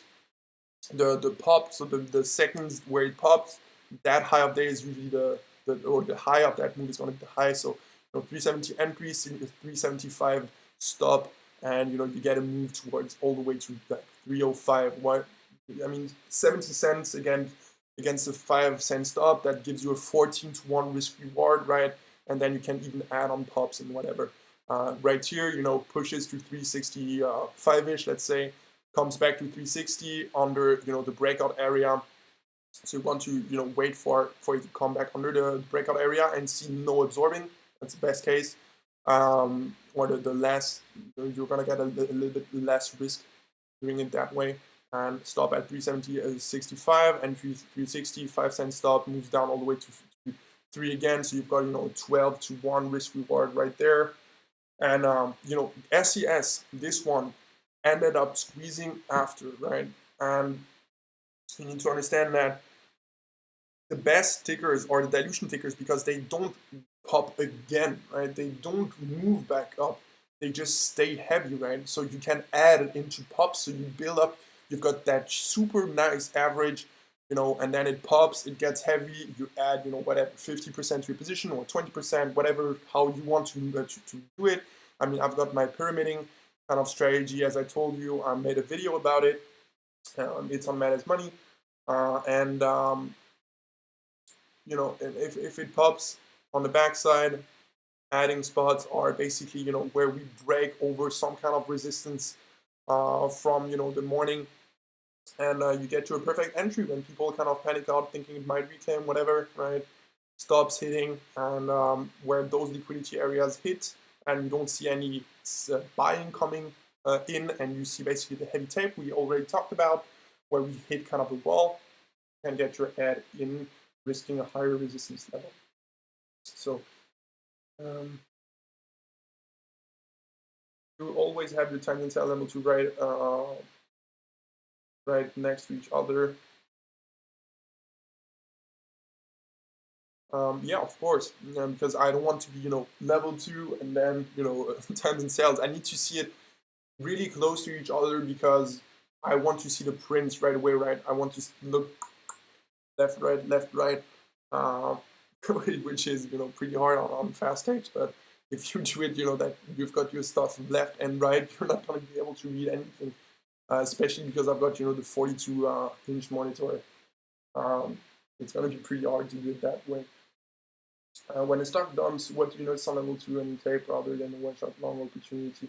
A one-shot long opportunity, as I said, like a stock that dumps and you know, continues, is gonna have that heavy tape we talk about. So stacked offers absorbing, so more shares hitting the offers than you know, are showing, and even if we break over one level, we come back down right away, and we just can't make it, right? And of course, the washout longs only work on the stocks that don't have dilution. If you have dilution, they're looking for liquidity, and once it dumps, they search for the liquidity over the breakout area, and now all they have left to do is sell, right? So when you see Max longing those, you know, washout longs and whatever, he does that usually, even if he doesn't kind of notice it, because as you know, Max is less into fundamentals than I am. For example, you know, he notices it in the sense that he notices when dilution is not in place because he sees it. He can see it on the tape, right? You can see it. The stock with dilution is going to be super heavy, right? And Max knows is a, you know, professional, pretty much what regards to tape, right? And he sees it heavy. He's not going to take it. The stocks without dilution, they kind of dump, all right? People kind of panicking quickly, and then right away, you know, you see absorbing on the bids. You see absorbing on the bids. You don't see absorbing on the ask, on the offers, and we just pop back up. And every time we try to make it back down, we absorb more and more and more, and we just bounce, you know. So next one, when reviewing these examples, if you need to ask questions, better to post in chat or DM. I'd say if you want to post a picture, whatever, right, and it's more kind of if you can't explain it without a picture, I'd say DMs, you know, because it's gonna be pretty much easier to post it because we don't post pictures in the main chat. If it's a question that you think many might have and that doesn't, you know, require a picture or, you know, something really individual that you might have, just post it in chat because, you know, that will enable me to not have to, you know, ask it 20 or answer it 20 times. I mean, I don't really mind, you know, repeating myself, but, you know, it would be nicer for me, of course, if I didn't have to answer it 20 times, just one time for everyone. That's going to be, you know, easier to answer. On SES, the grind from 10 to 11, what would be something you'd see a level 2 tape that you would think it might break out instead of fail the way it did large buys order on the way up more? How should I? All right, so on the way up, right? On the way up, like you see it grind up, you're gonna see pretty much a hidden tape. A hidden tape in the sense that you're gonna see a lot of bids absorbing, so not showing the size, and we keep on kind of swiping the offers, right? And you need to understand that stocks that are not heavy, that end up fading, I mean, stocks that are not heavy and end up running. I mean, sorry, because I'm in a short mindset. Um, they don't stop at the liquidity kind of area, right? They don't search for liquidity to sell. Like, you know, the stocks that have dilution, the stock manipulated, and that just end up fading. They're not really. They're pretty heavy and they need liquidity, so that you're gonna search for the area, right? On SES, for example, we made it over VWAP and we were super heavy over it, right? So we're searching for some kind of liquidity. There are some sellers there, right? But still, like, we kind of make it up and then we squeeze the shorts out and we kind of hold in here. But you know, on this example, for example, for example, right, you see the breakout and it holds, right? It holds, it supports, right? It doesn't just gets over and gets back under the range. It actually breaks out and holds that level, moves up, and then you see basically break out, right? It's the same area as in the morning, right? Where we were talking about areas of, you know, where sellers might be. Pre-market tops out there. After that, tries to pop, won't make it over 55, right? At the open, we trap, we move up 55. And then on after the big, you know, kind of squeeze, we move up 65, we make it over, we trap, we dump, right? Same thing after that, right? You're looking at the area where the most sellers are, which is this here. Breakout, we failed, we still can't make it over, the sellers are still there, they're even hidden this time, and then, you know, we dump because of it. So, yeah, the first sign for me is going to be just the fundamental side. You know, the stock doesn't even have to be running. I know what is likely to happen, at least, like a 70%, 80% winning rate. I know what is likely to happen at the end of the day. And from there, I'm going to look at the tape to, so first of all, the chart, of course, the chart to, you know, tell me kind of a story, how, you know, far can we make it, the patterns, where are, you know, the liquidity areas, and from there, look at, you know, the tape to give me my entry and to kind of confirm my thesis. Can we make it over that area? No, we're stuffing. So, you know, I am right with the selling. Get my entry, and you know, let's go from there. Are you only looking at the key levels for whether it will continue or not? Pretty much, yeah. Because every single move is going to start from there. Okay, so every move, so it doesn't matter, right? If I see my entry right here where it absorbs in the morning, I get in, and then I'm in the green right away, right? So from there, I'm just looking for kind of confirmation throughout the day, right, that my thesis is right. So on the short side, I want the bounces to be really heavy, and then it moves down. And on the way up, I want absorbing on the bids, you know, continuing continual absorbing, breakdowns to kind of support and reclaim, and yeah, that's gonna be yeah, that's gonna be pretty much it. All right, guys, I'm gonna leave you now after those 3 hours. I hope that you like this this webinar. You know, it's a pretty special one, and you know, I hope I did a good job to kind of put you on the right path to achieve tape reading and you know, kind of learn about it in general, right? All right, I'll see you in the next one and in chat, of course.